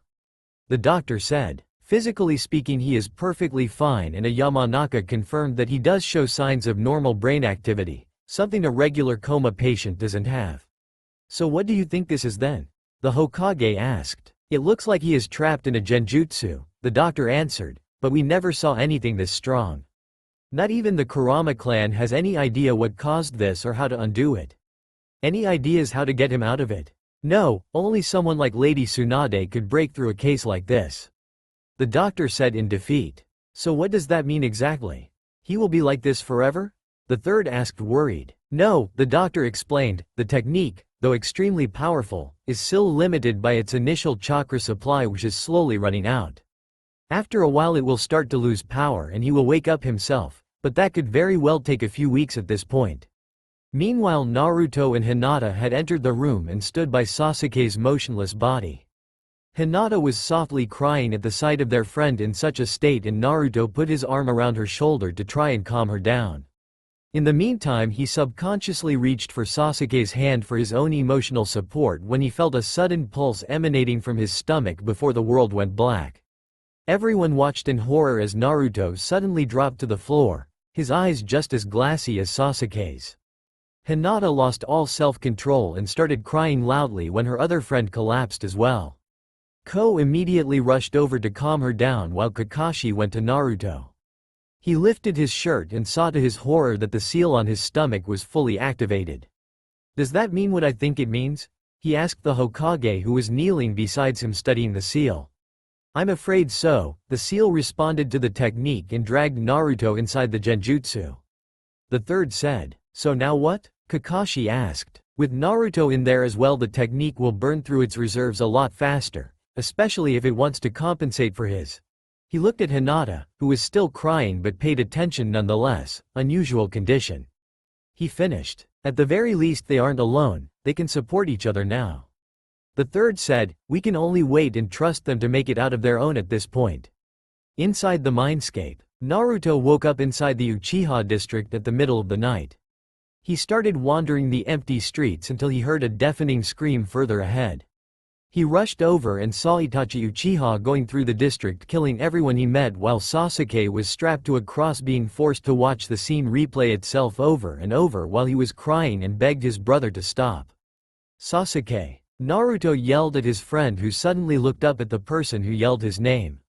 Naruto? Is that really you? He asked with his eyes still red from crying. Yes, I'll get you down from there. Naruto said, don't move. Sasuke suddenly started laughing, slowly at first, but then he let everything out. Don't move, he said to no one in particular, I'm trapped and immobile and he tells me not to move. Sasuke kept laughing. He knew it was stupid, he knew he shouldn't be laughing right now, but he just couldn't help it. His mind was too tired and tormented to make sense anymore, so he just let out everything without caring about the situation. Meanwhile, Naruto was standing behind him looking at the cross and cursed a little. Apparently getting Sasuke free wasn't as easy as he thought it would be. The world he found himself in didn't play by the rules.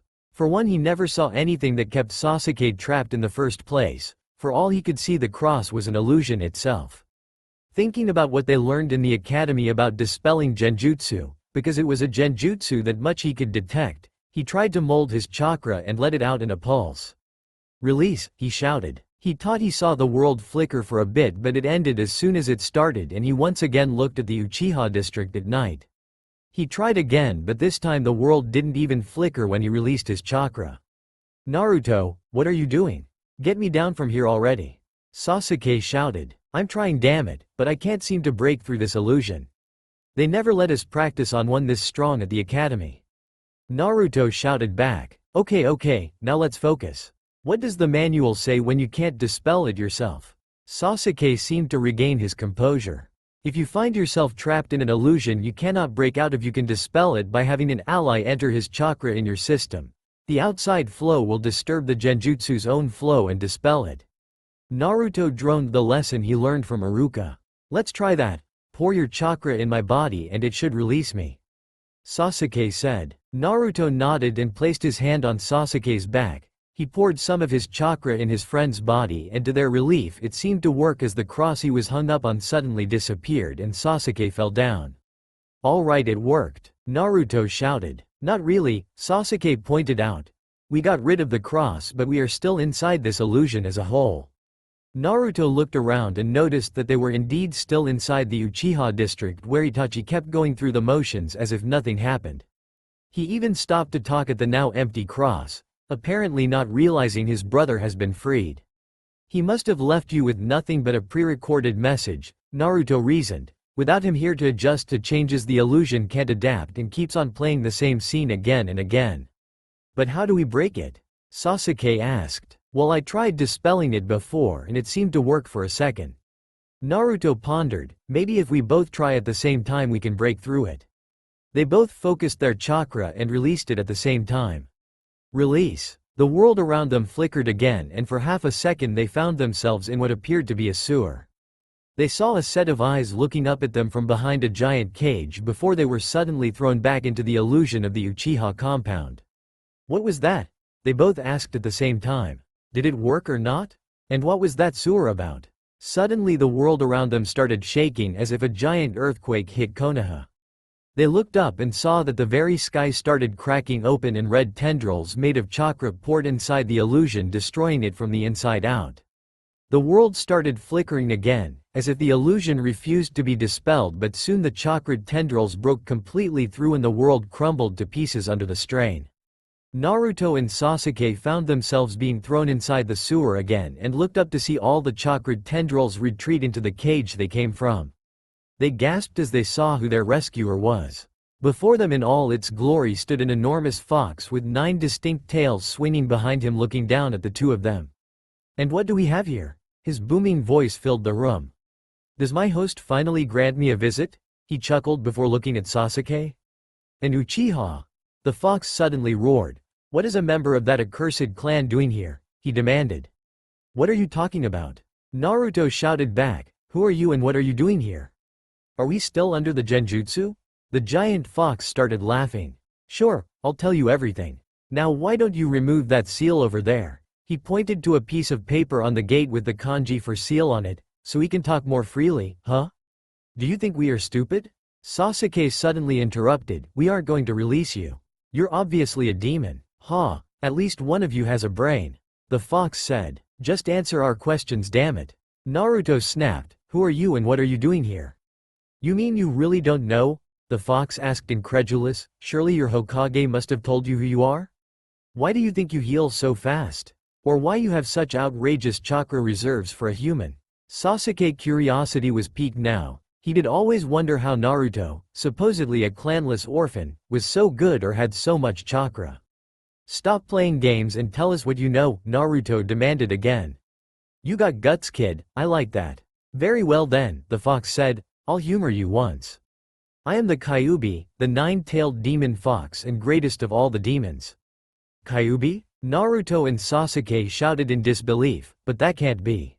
You're dead. Of course I am the Kyuubi, the fox roared, displeased that they wouldn't believe him.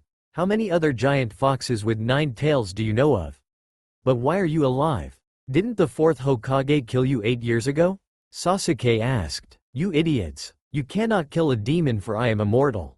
Even if I am defeated I would simply reform myself over time, the Kyuubi said quite proudly. Then what are you doing here? Naruto asked, and why did you save us? I grow tired of your questions. The Kyuubi said, ask that leader of yours, he knows the answers. And as for why I saved you too? Let's just say you are useless to me as a brain-dead puppet. Now leave me alone. The fox laid its head down and started to rest. Naruto and Sasuke seemed unsure of what to do and decided to try and wake up. Suddenly Naruto started blinking and looked up at the white ceiling of the hospital. He groaned and slowly stood up from the bed and looked around. Next to him Sasuke started waking up as well, but unlike Naruto he seemed to have more difficulty orienting himself. "You're awake." The two of them suddenly found themselves tightly embraced by a crying Hinata. "I was so worried about you." "Hinata, stop hugging so tight, I can't breathe," Sasuke said, while his face started coloring purple. Hinata let go of them and merely smiled seeing them move again. "Naruto, Sasuke, I'm glad to see you two are fine." The voice of the Hokage suddenly interrupted. "Would you mind telling us what happened?" Sasuke started talking about everything that happened the night before, how Itachi killed the clan and had a weird Sharingan I never saw before, and then placed him in an illusion where he had to watch his clan being killed all over again until Naruto suddenly appeared. Naruto took over and discussed how he managed to free Sasuke. The Hokage listened intently but his face paled when Naruto finally said the one thing he was afraid of. And he said he was the Kyuubi, but why was the Kyuubi there and why did he save us? He said you knew the answer. Kakashi and the Hokage looked at each other not sure what to do while Naruto, Sasuke and Hinata, who heard everything, looked at them with a questioning look. "This isn't the time and place to discuss this." The Hokage finally said, "Come to my office tomorrow and I'll explain everything. In the meantime you two should rest." He pointed at Naruto and Sasuke who were finally beginning to feel how tired their bodies were. "And you should return to your family, they must be worried as well," he said to Hinata. The three of them nodded and the Hokage left the room. He had a lot of explaining to do tomorrow and he did not look forward to it. After they were cleared from the hospital, Sasuke and Naruto, alongside Hinata, her father and Kakashi found themselves in the Hokage's office. "Where do I begin?" the third asked no one in particular. "Tell me," he suddenly said, "what do you three know about the Kyuubi attack?" "The Kyuubi attacked Konoha 8 years ago on the 10th of October. Hinata said. "It appeared out of nowhere and did a lot of damage. Many people died that day." Sasuke continued. "But eventually the fourth Hokage entered the fight and killed it, though he himself didn't survive either." Naruto finished. The third Hokage gave a small smile. "It's good to see that you paid attention during history as well. But unfortunately what you just said isn't entirely correct. You see, the Kyuubi isn't dead." Naruto, Hinata and Sasuke looked in shock when he said that, "Not dead." "How is that possible?" they each thought. "The truth is that you can't kill a tailed beast," the third continued, "especially one as strong as Kyuubi. Because even if the fourth would have destroyed it, it wouldn't be really dead. Tailed beasts have been killed before and every time they reformed themselves after a few years. Had he killed Kyuubi back then it would have been back now and free to attack villages again." Kyuubi did say something similar, Naruto thought. "So what did happen that night then?" Hinata asked. "That is where Naruto comes in," the third said. "You see, tailed beasts cannot be killed, but they can be sealed away. The fourth used a special sealing jutsu and sealed Kyuubi inside a newborn, because only a child can handle the sealing process. A grown man, with developed chakra cores, cannot handle a new foreign source of chakra being entered directly into his system. In fact the gentle fist style is based around that, I believe?" Hiyashi merely nodded. "So on with the story," the third said. "As I said, the fourth sealed Kyuubi inside a newborn. He sealed it inside Naruto." Naruto, Hinata and Sasuke looked wide-eyed at this news. They already suspected it as the story went along, but to hear it spelled out like this was still something else.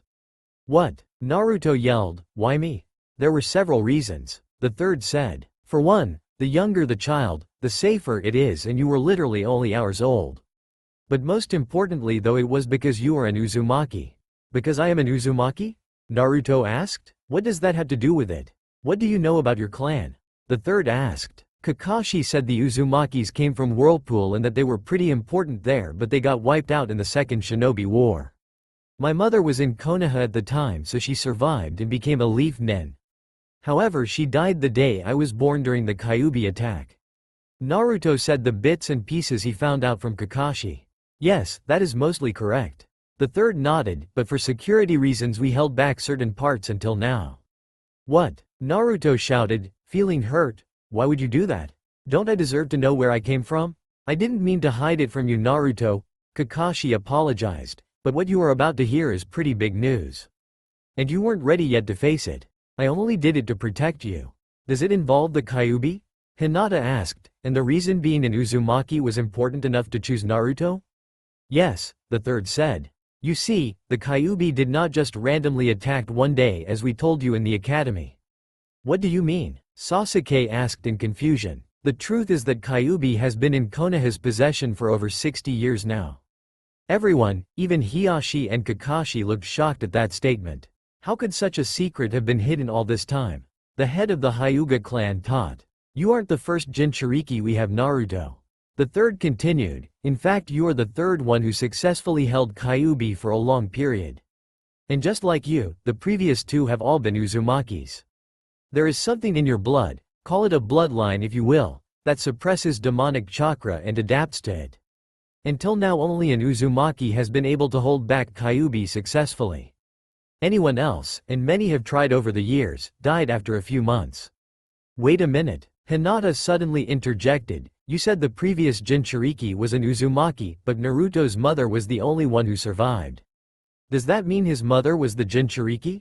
Yes, the third said sadly, 8 years ago the unthinkable happened.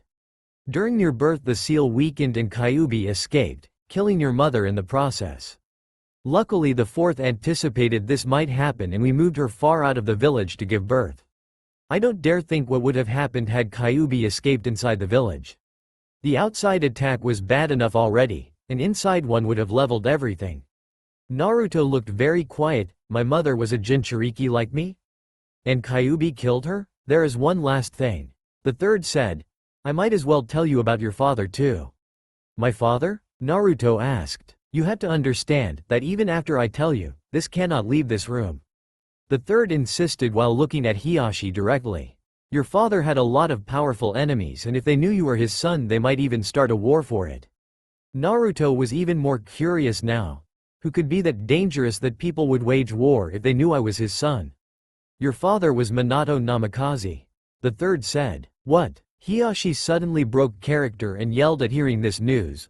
Are you telling me Naruto is the son of the fourth Hokage? Surely you realize the consequences if news like this were to spread, do you? The third asked coldly. Naruto will not inherit his family title until he is old and strong enough to protect himself from all those who would attack him. Revealing this news, even in good intentions, could have him killed. But why? Naruto asked confused. I thought my dad was a hero? Everyone loves him, don't they? Sensei may be considered a hero in the land of fire, Kakashi said, but to our enemies he was known as an S-rank threat and one who killed many of their loved ones. If the Rock Village found out that he had a son they would send professional assassins after you. Not even the Anbu would be able to protect you from all of them. Indeed, the third said, this news carries a large responsibility. One you aren't ready to face yet. And on that note, I would suggest you watch your tongue. Hiashi suddenly said harshly towards Naruto, just now you accidentally called the fourth, my dad. People pick these things up and you'll end up jeopardizing yourself with your carelessness. The third nodded, indeed Naruto, it would be prudent to never refer to the fourth as your father, even when you think you are alone. Naruto nodded that he understood and the third smiled before turning towards Sasuke. Now then, Sasuke, how are you feeling? Losing your family must not be easy for you. Sasuke said he was feeling fine but the third could see he was having trouble dealing with all that happened and decided that the boy needed help. Sasuke, you don't have to do this alone. The third said. I am going to set you up with a counselor to help you deal with this trauma. Even the greatest ninjas need someone to talk to after things like this happen. Sasuke nodded. He was secretly relieved he could talk to someone without having to make the first step since he was taught that Uchihas didn't need help from outsiders. But this way he could allow himself some comfort and later claim it was an order from the Hokage. He knew it wasn't healthy to reason like that, but he was raised like that from birth and old habits die hard. Good, the third said, now what shall we do about your living arrangements? I can't let a child live by himself and we can't send you to an orphanage either at your age. Hey, I know, Naruto said, the room next to mine is empty, why can't he stay there? The third looked at Kakashi, who simply shrugged as if to say, why not? Very well then, the third said, I'll see to it that room 102 gets appointed to Sasuke. In the meantime, the Uchiha district will be closed down and sealed up to prevent anyone from damaging it or stealing from the buildings. After that, the Hokage ended the meeting and contacted Yamanaka Inoichi to start Sasuke's counseling. After the Uchiha massacre, Sasuke moved in room 102 of the iceberg and was soon invited to join Naruto's and Hinata's training sessions with their various instructors. After some months, Kakashi was promoted to commander of Anbu when Ryu retired and removed his mask permanently. Since his new position came with more work and responsibility, he only had time to train them once a week, so the three of them soon met many different trainers to work with them. There was Yugo Uzuki, who taught them basic kenjutsu, Yamato, who trained them the basic ninjutsu of each element, Kage, who trained them in stealth and evasion, Toa, who was a taijutsu specialist, and his partner Kamachi, who specialized in throwing weapons. Eventually the months became years and the three of them managed to stay in the top spot of their class even when their classmates started picking up their own training sessions as well. Nowadays a simple class tournament became a sight to behold once their classmates started using specialized clan techniques as well. Instead of simple punches and kicks, you had to dodge human boulders from Choji, fang over fangs from Kiba, poisonous flowers from Ino and Sakura, who trained alongside her friend Ino at the Yamanaka house, and insect domes from Shino.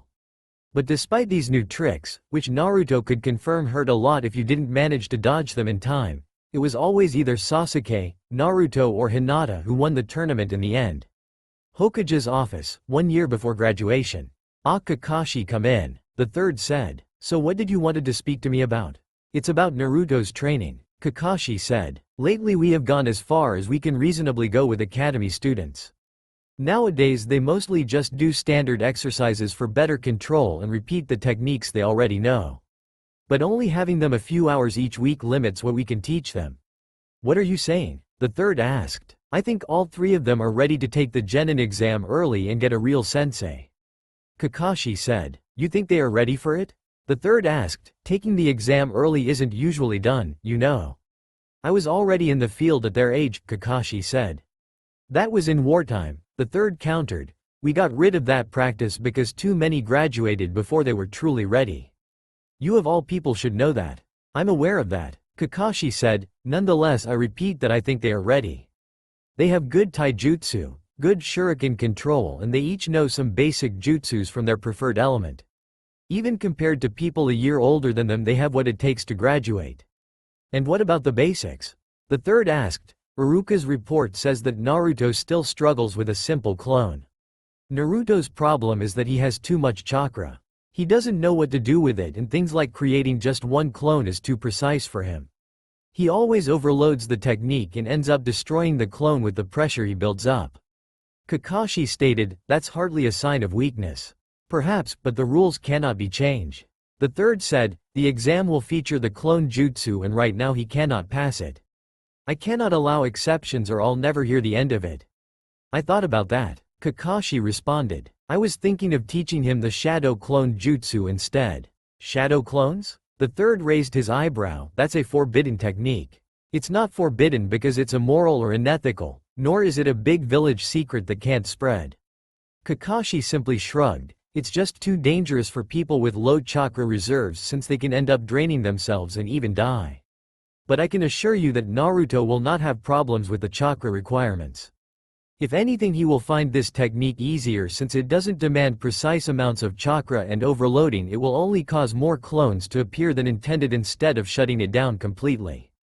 We still need permission from the council to grant an exception to the rules. The third stated. Hiashi isn't going to vote against his own daughter, and the rest of the clans won't dare cross the Hyuga. And Sasuke is pretty popular with the civilians, so they'll agree as well. Naruto will just have to hitch a ride on their popularity. They can't single him out if we apply all three of them in the same form. I'll even sponsor the decision so he gets the backing of the ANBU. Speaking about Sasuke, how is his mental state? Has he dealt with his parents' loss? The first few weeks were pretty hard. For a while he was obsessed with revenge in an unhealthy way. Kakashi admitted, but the counseling and Naruto's influence has helped him deal with it. He still wants revenge for his family of course, but he learned to place it and isn't obsessed with it anymore. I'd say we were lucky Naruto accidentally broke the genjutsu so soon. If he were trapped in there for a month instead of just a day, chances are he'd be a revenge-obsessed emo. Thank Kami that didn't happen. The third said, and he and Kakashi laughed at the idea of Sasuke ending up as an emo. But alright, I'll push it through the council, you just make sure Naruto can do the clones. He still has to actually pass the test. Thank you Lord Hokage, Kakashi said and left the office with a bow. As predicted by Kakashi, once Hiyashi Hyuga openly supported the application, and why wouldn't he support his own daughter?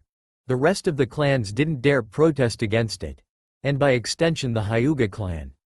And so 2 weeks later Naruto, Sasuke and Hinata entered the Genin exam 1 year earlier than they normally would. Uzumaki Naruto. The instructor said, "You're up next." Naruto entered the examination room and looked at the 2 Chunin instructors from the year above him sitting across from him before a desk filled with Konoha headbands. "Alright," the instructor said after scribbling some notes in a file, "please show us the transformation jutsu. Transform into the Hokage, would you?" Naruto nodded and gathered his chakra. Soon there was a small poof, and when the residual smoke cleared, Naruto was replaced by a spitting image of the 4th Hokage in his official robes, who couldn't help but show a foxy grin. "You never said which Hokage, so I hope this is okay," he said with a smile. The instructor didn't seem upset and merely asked Naruto to turn around so he could see the transformation from all angles. "Alright, I don't see any real errors. The transformation is adequate enough to pass. Next up is the replacement jutsu. I will throw this ball at your face. You have to dodge it by replacing yourself with that mannequin over there." He pointed to a mannequin on the other side of the room before quickly throwing the ball hard at Naruto's face. Naruto, however, was prepared and managed to replace himself just in time as the ball hit the mannequin that now stood in his former position. "Very good reflexes." His would-be assailant commented, "The replacement jutsu is also a pass." "Finally, it's the clone jutsu," he said. "In order to pass you need to make a minimum of 3 clones. Only clones which are good enough to fool me count, so no half-formed monstrosities." Naruto nodded and went through the hand signs, however both instructors were very surprised when he ended in a cross rather than a ram sign. "Your hand signs are wrong, UFA," was as far as he got when the room suddenly filled with 50 copies of Naruto, all grinning from ear to ear. "You were saying?" they all asked at the same time. His only answer was a headband being thrown at one of the clones. Naruto placed it on his forehead and proudly left the room where Hinata and Sasuke, who both already passed earlier, were waiting for him. "Naruto, you passed," Hinata said with a smile. "Congratulations," Sasuke merely said before the 3 of them went off to celebrate. "So, do you think we'll be on the same team?" Hinata asked Sasuke and Naruto. "I hope so. How do they divide the teams anyway?" Kakashi explained it once. Naruto said, "Tonight the Hokage and all the Jonins come together with a list of all those that passed and the teams are divided. They have a tradition of putting the first and the last together in the same team. Apart from that, they divide the teams with what they think's work best. Sometimes it's because they complement each other's skills, like putting a taijutsu expert together with a genjutsu expert, or if similar teams have performed well in the past they'll try to reenact them. Like how my clan always worked great with the Inuzuka or the Aburame to form scouting teams." Hinata said, "Wait, now that you mention it, many of my cousins do have either an Inuzuka or an Aburame as partner. Well, luckily we graduated sooner, or else you might have ended up with Kiba and Shino," Sasuke said while laughing. Hinata shuddered at the thought of being teammates with Shino. She had nothing against the boy, he was even quite nice to talk to, but he still had all those bugs and it made her uncomfortable. "And what about the 2 boys, 1 girl ratio? Why is that?" Sasuke asked. "It's not like they do it on purpose." Naruto said, "It's just a side effect of balancing things out. Most male ninja do tend to specialize in combat-oriented skills, while most females have mostly support skills. Combine that with there being twice as much shinobis as kunoichis and it's almost impossible to make teams that don't fall in this mold. But there are exceptions. Like the famous Ino Shikacho team, they were all male." Meanwhile they arrived at the iceberg and the 3 of them went straight to the lounge. None of the present ANBU looked up anymore. Since Naruto and Sasuke lived there, they had every right to be there. So what are the odds they'll put us together then? Hinata asked again. Well, I don't think we made either first or last place, so we won't be put on that team automatically. Naruto reasoned, I guess it all comes down to whether they think we can work well together. But seeing as we trained together and we never really met the other people in that class, it would be reasonable to assume they will place us in the same team. At least I hope so. I guess we'll just have to wait and see. Hinata said, anyway, I'm going home. I have to inform my father that I graduated. The following day Sasuke and Naruto left together to the academy. On the way they met Hinata, who was walking with her cousin Neji. Neji acted just as arrogant as Naruto remembered him, and Hinata was all too glad her friends showed up before he drove her mad. Later they entered the room reserved for those who had graduated and waited to see on which team they would be placed. Hey, I've never seen you three before. A girl with a pink dress and 2 buns in her hair said. You sure you're in the right class? We used to be in the year below. Hinata explained, but we managed to take the exam early and graduated alongside your class. I see, the girl said, my name is Tenten. What's yours? Hinata Hyuga, Naruto Uzumaki, Sasuke Uchiha, Yash. A loud voice suddenly erupted next to them, I am Rock Lee. Nice to meet you Hyuga-san, Uzumaki-san and Uchiha-san. You must have worked really hard to be able to graduate early. I myself will also prove that the power of hard work is enough to be a ninja. Lee, stop scaring our new classmates. Tenten said dryly. Lee wanted to protest that, but at that moment the Chunin who took their exam the day before entered the room with a clipboard and everybody suddenly became very nervous. They all knew that they would now be paired up with their teammates, something that would decide their future for years to come. Everyone crossed their fingers hoping to be placed with a certain person of their class or hoping to avoid a certain person instead. The suspense hung thick as mist in the air. All right, listen up. The Chunin said, I will now divide you into 3-man teams and inform you who your sensei is. He will then pick you up within the next hour and take it from there. Now Team 1 is. He then went over a list of people Naruto didn't know until finally, Team 7 will be Naruto Uzumaki, Hinata Hyuga and Sasuke Uchiha. Your Jonin sensei will be made a guy. The 3 of them cheered, they were glad they were placed on the same team after all. They were so thrilled they didn't even hear who was put into Team 8 and missed the introduction of Team 9 as well. Tenten, Hyuga Neji and Rock Lee will be Team 9 with Hayate Gecko as Jonin sensei. So our sensei will be made a guy, huh? Naruto pondered, why does that name sound familiar? And why do I have a bad feeling about this? You must have heard my eternal rival Kakashi talk about me. A loud voice suddenly boomed through the class as a man wearing a green spandex appeared.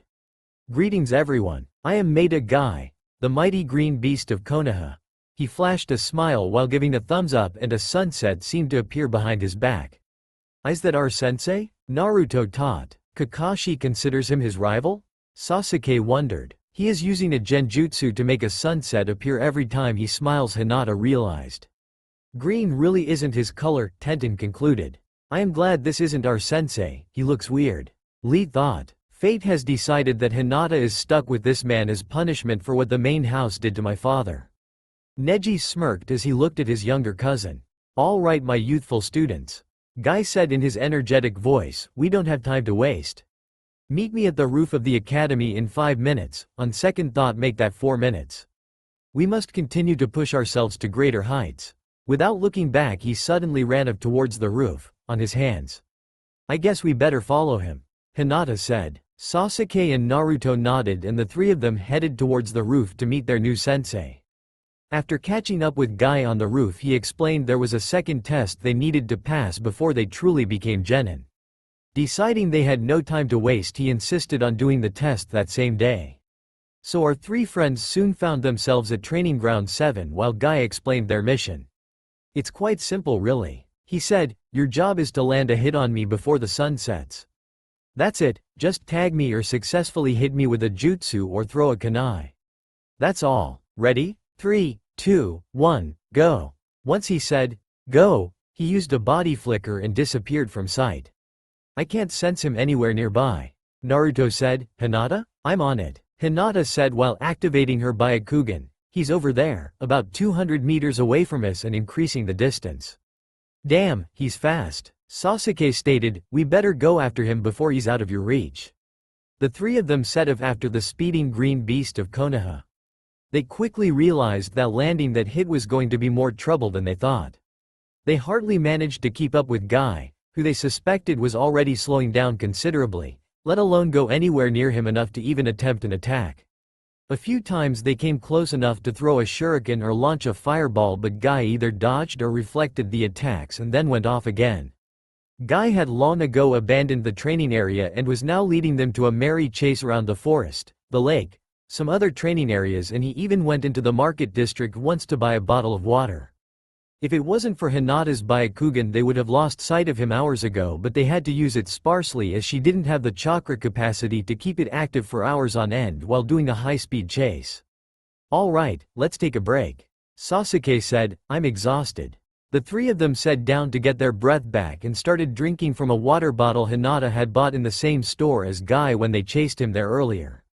"I think we're doing this wrong," Naruto said. "What do you mean?" Sasuke asked, still out of breath. "Look, we can't catch him like this," Naruto said. "He's too fast for any of us, and at this rate we'll simply run out of time and fail." "Well, what can we do then?" Sasuke asked. "We have to catch up with him somehow." "Yeah, but the point is we can't catch him. Not like this. We have to work together." "But Naruto, we are working together," Hinata said. "No," he shook his head, "we aren't. We run alongside each other and don't get in the other's way, that's true. But at the end we are still each doing our own thing. We have to coordinate our movements to trap him. I think this test is about teaching us a point. Individually we are limited, but working together we can do it." "Okay," Sasuke said. "It looks like we have about half an hour left before the sun sets." "Hinata, where is he now?" "He went back to our training field and it seems he is waiting for us there." "All right, let's split up and surround him," Naruto said. "Hinata, you go around and approach from behind.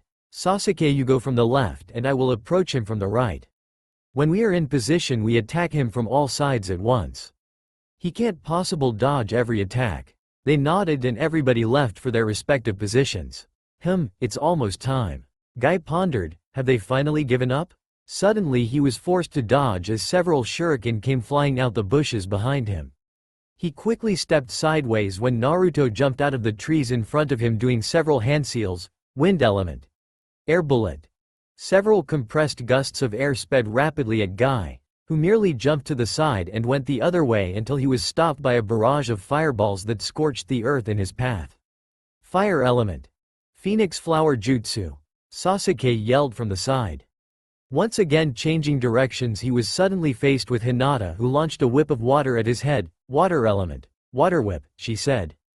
Guy suddenly dropped and rolled underneath the whip, thus avoiding being hit. "You three are very good for genin," he complimented. "Doing elemental attacks is no small feat. I can see my eternal rival Kakashi trained you well. But you still didn't hit me." "Oh, but we weren't trying to hit you," Hinata suddenly said with an unusual sweet voice that put Guy on alert. "See, it's like this, hitting you is Naruto's job," Sasuke said with a smirk. "We simply had to distract you," Naruto said before poofing out of existence, showing he was just a clone. Guy's eyes widened when he realized his three students managed to trick him, and just as he was about to move again, Naruto, the real one this time, bursted from underneath the earth. "Earth element, mold technique," he said with a smile on his face. He was about to hit Guy when the last ray of sunshine suddenly disappeared behind the horizon, indicating their time was up. "That was a very good combination," Guy said, "but unfortunately that punch came too late. The sun already set when you hit me." "Oh come on," Naruto said, "it was 1 second. You can't be serious about 1 second, can you? In missions 1 second can be the difference between success and failure," Guy said in his teacher mode. "There are plenty of dead people that failed by just 1 second." The three of them hung their head in defeat. "If we only worked together sooner we would have won," they each thought. "But then again," Guy said, "you did came very close. Closer than anyone came in years, in fact. I could give you a second chance, but this time it'll be a lot harder. I'll do more than just dodge this time, and you will get hurt if I take it seriously. So what about it? Are you prepared to do it again?" The three of them looked at each other and hardened their resolve. "Yes, Guy-sensei, we will do the test again, and this time we will hit you before the time limit." "Well, in that case," He began, "You pass." He gave them a thumbs up and the sunset reappeared behind his face as he said so. "What?" they each yelled in surprise. "What do you mean we pass?" "I must confess, my beloved students, that I have lied to you earlier," he said while crying passionately. "Hitting me was never the real test. It was only a means for me to conduct the true test." "The true test?" Hinata asked. "Yes," Guy said. "The true test was never giving up despite seemingly impossible odds. You see, it's easy to keep going when all is well, but persevering when the world turns against you. Now that is true youthfulness." He once again gave them his trademark smile and thumbs up. "So we really passed?" Naruto asked in disbelief. "Yes," Guy loudly proclaimed. "We will begin first thing tomorrow. Meet me at the training ground at say 5 o'clock. FF5? Naruto said worriedly. "You can't be serious, can you?" "Of course I am," Guy said. "That way we can have several hours of training before we start our first D-rank mission. I can see that this will be most youthful. I'll see you tomorrow, my beautiful students. Now I must inform the Hokage that you passed the test." With that he ran up towards the village again. Naruto, Sasuke and Hinata looked at each other dumbfounded until they started grinning. "All right, we passed. Watch out world, because Team 7 is ready for action. By the way, Naruto, what's a D-rank mission?" Sasuke asked. "I think the D stands for dangerous," Naruto said. "We'll probably be sent to save a princess or something. You'll see. Being a genin will be so awesome. I hate D ranks," Naruto shouted while he was waist deep in the Konoha River fishing out garbage. So far they had been genin for 3 weeks and it was terrible. He assumed it would be awesome and adventurous with lots of cool and exciting missions like they talked about at the academy. Funny enough, the academy never mentioned such a thing as D-rank missions, which included marvelous tasks such as painting a fence, milking cows, dragging wood to a construction site, or his all-time favorite, catching a runaway cat named Tora. Their current, youthful adventure, as their sensei Guy called it, consisted of cleaning up the Konoha Park after some local women's club had organized a small festival the night before. Therefore Sasuke was filling several plastic bags with garbage. Hinata was in charge of cleaning up the equipment, and Naruto, who lost their game of rock paper scissors, had to clean up all the garbage from the river that ran through the park. There were times when he wondered what he was thinking when he decided to graduate a year sooner. Yes, school was sort of boring and he didn't really learn anything new anymore, but at least you didn't had to dig any empty ramen cups from a river at 7 o'clock in the morning. Then again, Guy said they were making great progress in their training and he was going to ask the Hokage for a C-rank mission soon. Thinking back on their first real training session, he was still a bit embarrassed about Guy's assessment of their skills. They were always used to being the best of their year, so hearing Guy point out their flaws was a much-due wake-up call. He thought they couldn't have been that bad since only one other team of their graduating class passed their genin test, therefore making them the second best team of their generation, right? But Guy had also pointed out that since their classmates didn't pass, their performance no longer counted. And next to the other genin teams, theirs was the weakest one at the moment. Hearing it like that, they were motivated to change that and get back to the top position they were used to. Luckily Guy thought the same and had given them a strict training schedule to improve. He remembered that first training day like it was yesterday. Flashback, 3 weeks ago. Their first training session consisted of more tests where Guy would test each of them individually to get a good grip on their skills. He had their files from the academy, but he insisted that files didn't show everything and wanted to see for himself. Naruto went first and showed his wind jutsu, his own mix of taijutsu, his throwing skills, and finally surprised Guy with making 100 shadow clones and being able to perform a solid transformation. Sasuke showed his fire and electrical jutsu, his clan style in taijutsu, the interceptor fist, and his skills with kunai and shuriken. Hinata showed off her water techniques, her taijutsu skill in the gentle fist style, and her homemade healing salves. After also testing their endurance and stamina, Guy was finally ready to give his opinion. "All right, my youthful students. There is good news and there is bad news," he said in his always enthusiastic voice. "The good news is that you three are very well balanced." He began, "As expected from my eternal rival, Kakashi made sure that you studied and trained in every art of the ninja. Usually beginning genin have a few glaring holes in their education and are thus easily defeated when their opponent figures it out. You three on the other hand have good taijutsu, ninjutsu and shuriken control. An enemy will be hard-pressed to find an exploitable weakness. The three of them grinned at that. It seemed their hard training had paid off until Guy gave them the downside of their training. Unfortunately, that style of training also comes with a price, one that will cost you dearly in the long run if you keep this up. Guy said with an ominous voice. What do you mean, Guy-sensei? Hinata asked. Isn't it a good thing not to have weaknesses? Yes, of course that is good. He explained, but you shouldn't try to generalize your skill set too much or you'll end up as a jack of all trades but a master of none. I noticed that while you don't have any obvious shortcomings, you also don't have any real strengths either. You will end up being mediocre at most skills and won't really excel at any in particular. Until now your strict training and low level made sure you were able to outperform your classmates anyway, but if you keep this up you will notice that you start stagnating instead of making progress. Guy explained in his teacher mode. Then what do we do? Sasuke asked. I recommend that you start specializing in one particular field. That's the way most jonin do it.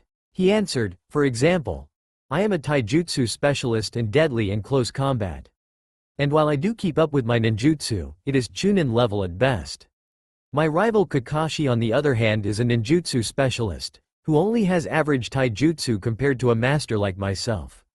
Others specialize in genjutsu like Kurenai Yuhi or in kenjutsu like Hayate Gecko. Even the Hokage himself is really only skilled in ninjutsu and isn't that strong in taijutsu or genjutsu anymore. The point is that if you want to be the best at everything you'll only end up as the best in nothing. You have to specialize in one area. Specialize in one area? Naruto pondered. It makes sense, I guess. Still, it is a pretty big decision to make. I'm not sure I feel ready yet to know what my entire further career will look like. Indeed, my youthful student. Guy said approvingly, this is a very important decision. I recommend thinking carefully before you choose. Don't just pick something because you feel like you have to.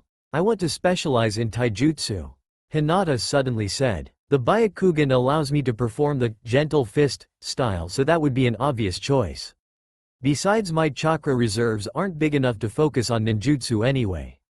Very good, Hinata, Guy praised her. That is a well thought out reason.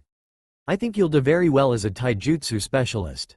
I'll pick ninjutsu. Sasuke stated, I feel more comfortable attacking from a distance and my fire jutsus cannot be implemented at close range since they could end up damaging me as well. Also, once I unlock the Sharingan I'll be able to copy other people's jutsus and use their own attacks against them. And Kakashi warned me that in order to do that I need a lot of experience in ninjutsu or I'll only end up with inferior copies. One again. Guy nodded in approval. Yes, that is very sound reasoning. You'll define as a ninjutsu specialist. Sasuke smiled at the praise. And finally, Naruto, have you made a decision yet? Guy asked his blonde pupil. I don't know, Naruto said whilst thinking it over. I mean, I like close combat more than fighting from a distance, but I'm not sure I have a future in taijutsu. I usually stick to the academy style combined with a few advanced moves I picked up left and right. For now it's enough, but I know it'll never stand against a real style, especially an advanced one like the gentle fist. On the other hand, my wind techniques are very good and I know I have enough chakra to not have to hold back in a fight. But the whole running, dodging and throwing techniques from a distance isn't my style. I usually throw a few air bullets at my opponent before moving in and fighting up close, but I don't think I can do an entire fight with jutsus though. What do you think is best, Guy-sensei? Naruto asked. That is indeed a challenging problem, my dear student. You are best suited for something you don't really want to do and not so good at the thing you like doing. Guy summarized in his teacher mode. Normally there isn't really a correct answer for dilemmas like these, but you are in luck since I know just the answer for your problem. Guy said while giving a thumbs up. But how? Sasuke asked. It looks to me like he has to make a choice either way. The style he is good at versus the style he likes most. Whatever he ends up choosing, he will have to face consequences, right? Naruto and Hinata nodded at this and waited at their sensei's response. Normally you would be correct as most ninjutsu aren't suited for close combat compared to taijutsu. Guy said, but luckily for Naruto, wind techniques are the exception. Wind is known as the most aggressive of the 5 elements, and using the right techniques it's perfect for close combat fighters as well. Until now you focused on wind techniques that blew your opponent away from a distance, But if you focus on the techniques that slash your opponent with the cutting power of wind instead of those that blow them away from afar, you can easily combine wind ninjutsu with close combat fighting. In essence, you will train both your ninjutsu and taijutsu at the same time without having to sacrifice either. Naruto smiled as he heard this. This was perfect for him, using his large chakra reserves for ninjutsu while still fighting up close and personal. This was everything he wanted in his fighting style. Thank you, Guy-sensei. I will look into cutting powers of the wind at once. Guy smiled at Naruto's enthusiasm and gave him a thumbs up while his teeth were sparkling. That's the spirit. With the power of youth you will succeed in no time. However, he suddenly said with his serious voice again, now that your fighting style is taken care of, I want to focus on the second problem in your skills. A second problem? Hinata asked. Yes, Guy said. While you are very skilled in battle, you three are quite lacking in other skills and ninja must posses. At this point you are little more than trained fighters. For instance, how would you go about infiltrating an enemy stronghold and copying papers without being seen? You can't just enter through the front door and fight your way in. Especially if Konoha can't officially be involved. Or what if you have to track down a runaway prisoner? You can have all the fighting power in the world to take him down, but that won't do you much good if you can't locate him in the first place. Without support skills, all the battle prowess in the world is meaningless. The three of them nodded, seeing the wisdom behind his words. Now don't worry too much, eventually most of these skills will come from experience and nobody expects a genin to know them all. Guy said, but for now I want you to also study one extra skill that isn't immediately related to combat. That way we can broaden our arsenal and get more C-rank missions sooner. Besides, there is never any harm in knowing more stuff. A lot of people end up implementing their other skills in combat as well. So do you have an idea what you would want to pick up? Guy asked. Fuinjutsu, Naruto said without even pretending to think about it. Sealing techniques? Guy asked in amazement. That is a pretty overlooked skill. Why did you pick it? My clan, the Uzumaki, were known as experts in Fuinjutsu. Naruto said quietly, and even if I never get to meet them, I feel like studying seals will make me get closer to them. Sasuke and Hinata each put a hand on his shoulder to show their support and Guy nodded approvingly. I see. Guy said, well, I don't really know a lot about seals myself, but I'll try to find you some literature to start on. Now what about you two? I want to learn medical jutsu and techniques. Hinata said. I already make my own healing lotions from herbs and I want to know more about other healing techniques. I want to study genjutsu. Sasuke finally said. Several of my clan's techniques are based around genjutsu and it is one art I am not very good at the moment. Very well, Guy said with a thumbs up and a sparkle in his teeth. I'll try to get you guys going on the things you want to learn. Now that that is settled, let's continue our regular training and then we can do our first mission. Flashback end. It's been 3 weeks since Naruto started working on his new fighting style and his study in Fuinjutsu, and so far he made little progress. The scrolls Guy gave him about the Wind Sage style demanded that he was already able to gather pure wind chakra, which he could train by splitting a leaf with his chakra. So far he tried it for 3 weeks and all he had to show for it is a small indent that might be the beginning of a cut. Guy insisted that he shouldn't give up and that it was normal that it could take weeks before he could get the hang of it. In the meantime, Guy recommended that he bought a weapon made from a chakra-conducting material so he could learn to use that one in the meantime. Eventually he would learn how to channel wind chakra into the weapon to really do some damage. The final step, where he wouldn't even need a conductor at all and would be able to channel the various wind blades from his limbs at will, would take years to master. So he better started doing it sooner than later. His Fuinjutsu studies went slightly better once he got properly started. At first many scrolls and books he looked up on the topic were written for Chunin or higher and assumed he already had a good knowledge of chakra theory. He even found an original scroll from the first Azukage himself inside the personal library of Mito Uzumaki, that was now integrated in the ANBU archives. However, his enthusiasm quickly faded once he realized he literally did not understand one word in the entire scroll. The Uzumakis were talented at sealing and especially the Azukage was a master. Thus he did not bother dumbing things down or properly explaining what exactly each seal was supposed to be doing in the first place. Eventually though, Kakashi handed him a small red book called Sealing for Dummies. It was written by a guy called Jiraiya, and it was the only book that actually taught you how to make seals from scratch instead of assuming you already knew and just needed specific recipes. So after going through the first few lessons on what seals are and the different ways you can use them, he started making his very first seals. So with that in mind, he entered the Dragon Fang weapon shop to buy new sealing scrolls, ink, brushes, and to look at one of those chakra-conducting weapons guide talked about. "Welcome to the Dragon Fang. How can I help you today?" a familiar voice said as he entered the store. "Oh, hi Tenten," Naruto said to the girl who greeted him. "Do you work here?" "I didn't know that." "Naruto, I didn't recognize you at first," Tenten said, "and yes, I have a part-time job here. I met the owner on one of those D-rank missions." She rolled her eyes in disgust as she spoke of the bane of all genin, and he was quite impressed with my knowledge of weapons, so he offered me a part-time job. The money is not bad. I like working with all the weapons and I get a discount on everything I need, which really comes in handy. But anyway, enough about me. Are you here for something specific? Yes, Naruto said while mentally checking over his list. I need 5 empty sealing scrolls, chakra-sensitive ink, and a few brushes. Tenten started gathering the items while they kept talking. So what are these for then? Do you know how to make seals? She asked. I'm working on it, Naruto said, but it's pretty complicated though. For now I'm working on custom explosive tags and paralyzing seals, which are basically the 2 simplest seals to start with. I also looked at the more advanced seals as well, and there is some pretty crazy stuff in there. But that won't be for a year or so. Still, it's going to be awesome when I can finally do it. No doubt about that, Tenten replied. So is that all, or do you need something else as well? Actually I do, Naruto said. Guy-sensei said I should look into chakra-conducting weapons. Do you sell those? Chakra-conducting weapons, huh? Tenten whistled through her teeth.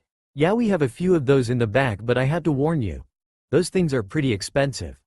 I was afraid of that, Naruto said while looking at his wallet with a frown. Well, can you show them anyway? Sure thing, Tenten said. Follow me. She went to the back of the store where they kept the more exclusive weapons. She pointed Naruto towards a corner where several weapons that were made from a dark green material were put on display. Here are our chakra-conducting weapons, Tenten explained. They are imported from the land of iron and made by authentic samurai blacksmiths. The exact composition of the alloy is a closely guarded secret, but it is the best material to make these blades from. These are the best weapons in all of Konoha. It looks like they are also the most expensive weapons in all of Konoha, Naruto said while looking at the price tags on display. Yeah, they aren't cheap, Tenten admitted, but trust me, they are worth every ryu. How do they work anyway? Naruto asked. The idea is quite simple, Tenten explained. Basically every handle has a small chakra-sensitive surface that is directly connected to the blade itself. So when you let your chakra flow into this surface, it spreads directly into the weapon. Due to the special alloy used to make these weapons, the properties of the blade change depending on the type of chakra that is used. Some weapons also have several seals inscribed in them that allow for additional effects. So put the chakra in the handle and it transfers to the blade? Okay, seems simple enough, Naruto said. So what kind of weapons are there? We have all kinds of standard bladed weapons like katanas, daggers, trench knives, and short swords. She pointed towards a shelf filled with blades of all sizes. But we also have some non-traditional weapons like quarterstaffs, maces, axes, tonfas, sei, and nunchakus. She pointed to another shelf with all kinds of less traditional weapons. A lot of them seemed highly impractical, and Naruto wondered if someone actually used these. Still, he found something that piqued his interest. These ones looks rather unique, he said, pointing at what appeared to be a pair of gloves. How do they work? Ah yes, the combat gloves, Tenten said. They are a one-of-a-kind weapon. The blacksmith that invented these insisted they would be revolutionary and made these as a prototype. But they didn't catch on with the samurai, so he was forced to abandon his plans and sold the prototype to recover his losses. According to the scroll that comes with it, you wear them as if they are normal gloves, like this. Tenten carefully put the combat gloves on as she continued the demonstration. The inside of the gloves have several chakra-sensitive receptors in each finger and on the palm, so it feels slightly funny and sluggish at first, but it doesn't hinder regular movement, so forming hand seals or using taijutsu shouldn't be a problem, Tenten explained. Now the real fun begins when you are channeling chakra in them. As she explained it, the gloves suddenly began glowing light green. When you are activating the gloves, the outside becomes harder than steel and you can release several of its hidden blades and other parts depending on how you channel your chakra. Suddenly 3-foot-long claw-like blades sprang between the knuckles of the gloves. These are claws, Tenten explained. They are harder than steel and sharp enough to cut through rocks. They will also never break or go dull since the blades reshape themselves from your chakra. Suddenly the claws retracted and a single solid blade appeared from the palm of the blade and nested itself between the middle and ring finger. This one is called the hidden blade. Its design is based on weapons used by some ancient guild of assassins. It's primarily a stabbing weapon designed to go through any kind of armor. And just like the claws, it will always be in prime condition since it reforms itself on your chakra. Finally, the blade is said to adapt itself to its user. The longer you use it, the stronger your link with the weapon will become. Eventually you can start making more complex forms, but that's just according to the smith. It has never actually been tested. This weapon looks incredible. How much is it? Naruto asked. Well, it's 250,000 ryu. Tenten said calmly. 250,000. Naruto almost yelled. I can't afford that. Maybe I know a solution.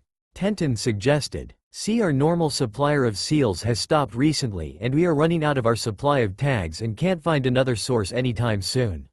You said you can make custom explosion tags, right? If you can show my manager that your tags are good enough to sell, you can strike a deal with him. He's currently really desperate for a new supplier and would be willing to pay up to 500 ryu for every batch of 10 tags. If you think of it as a part-time job and produce a few hundred a week, you can make the money back easily. Naruto considered this and decided he really wanted the combat gloves. Besides, with his shadow clones, making the seals in large quantities wouldn't be as tedious as everyone assumed. But they didn't need to know that, right? All right, Tenten, I'll go talk to your manager about supplying seals. The next day Naruto tested his new weapon out in the training session of Team 7. Using hand seals with them was a bit hard at first, but he quickly got used to them and he got the hang of it quite fast. Using them in his new fighting style turned out to be quite a workout. According to the scroll that came with the gloves, they weren't accepted by the samurai because the chakra drain was considered too big for prolonged use. Too big for a samurai, that is. He chuckled to himself while thinking of his enormous amount of chakra, a gift from his unwanted tenant. So far he was using them for 3 hours straight and he was still good to go. That didn't mean he didn't feel the drain, especially when he changed from the claws to the blade and back to their unhardened state all the time. Still, he felt comfortable that he could keep using them for an entire fight without the risk of running low on chakra. His sealing had also improved a lot. Apparently, using shadow clones to mass produce the seals he sold to get his money back had the side effect that he trained his sealing a lot faster than the book said he would. Right now he could make a normal explosive tag in less than a minute and a custom one in 5 minutes. So with an hour of work a week and 10 shadow clones helping him, he made 60 batches of tags which he sold to the Dragon's Fang for 500 ryu per batch. Not a bad deal if he said so himself. For the next 3 weeks Naruto's schedule consisted of training with his new gloves, crafting better explosive seals for the Dragon's Fang, training with his team, doing those god-awful D ranks and working on his wind chakra. Eventually Guy decided they were ready for their first C rank mission. It still wasn't anything fancy or legendary, but it could at least be considered actual ninja work instead of cheap child labor. So Team 7 went into the Hokage Tower for their first real mission. So Guy, you think they are ready for a C rank? The Hokage asked the man in green thighs. Absolutely, Lord Hokage. My youthful students have trained very hard and they are now ready for the first big step in their career. Guy shouted whilst giving a thumbs up. I'll take that as a yes then. The Hokage said, seemingly used to Guy's wild behavior. Now let's see what we have. He reached the mission scrolls before him and looked at the pile of C-rank missions that were requested of the village. An escort mission? No, the client's too important. Border patrol? No, that's not suited for kids. Guard duty? Too soon. The Hokage went over each scroll and put it back down, looking for something suited for a beginning team. Ah, this is an interesting one, he suddenly said while reading a particular scroll. Apparently the town of Kyoku is recently plagued by sightings of a monster, as they call it. The unknown creature appears at night and roams around the area of the town. So far there has only been material damage and no casualties, but the people are getting afraid and want this dealt with immediately. The mayor of Kyoku suspects that it's all a trick of the mind and that this monster is nothing more than a regular animal like a bear or some youngsters who scare people. He expects you to investigate the attacks and put a stop to them before the rumors grow out of control. The town lives of its tourism after all, and they can't use bad press or talk of monsters. Have no fear, Lord Hokage, we will solve this mystery and bring peace to the poor people of Kyoku. Guy proclaimed loudly while accepting the mission scroll. That's great, Guy, the Hokage said simply without a single hint of sarcasm in his voice. Anyway, you are dismissed. Good luck on your mission. All right, team, Guy said, pack your bags for a long-term mission and meet me at the gate in 1 hour. Kyoku town is 5 days travel from here, but if we hurry we can do it in 4. Yes, Guy-sensei. They all said and disappeared to get ready, thrilled to finally get a real mission. Meanwhile, in a cave near Kyoku town. Are you certain he is here somewhere? A dark voice asked. Yes, Captain, the damage we found near the town matches his chakra signature. He is definitely somewhere in this area. What makes you so sure he didn't leave already? He has been running from us for 2 weeks straight now. He was heavily hurt when he escaped our facility. It's a miracle he got this far, but it looks like he finally had to stop and rest somewhere. It looks like he is waiting and recovering somewhere nearby. Though we better act quick. Once he is fully healed, he'll be on the move again and we might lose his trail. Captain, we have a problem. A new voice suddenly said. The mayor got sick of the rumors and called help from Konoha. They will be sending a squad soon. Damn it, the captain of the group said. We can't have Konoha Nin snooping around. That complicates everything. Go back and find that freak. We have to recover him at all cost. Yes, sir, both of his underlings said and disappeared in a swirl to look for their missing prisoner. Shit, shit, shit, the captain mumbled to himself. Lord Orochimaru will kill us if we let his experiment fall in Konoha's hands. Where the hell is that bastard hiding? That's all for now. If you enjoy, then please like, share and do comments.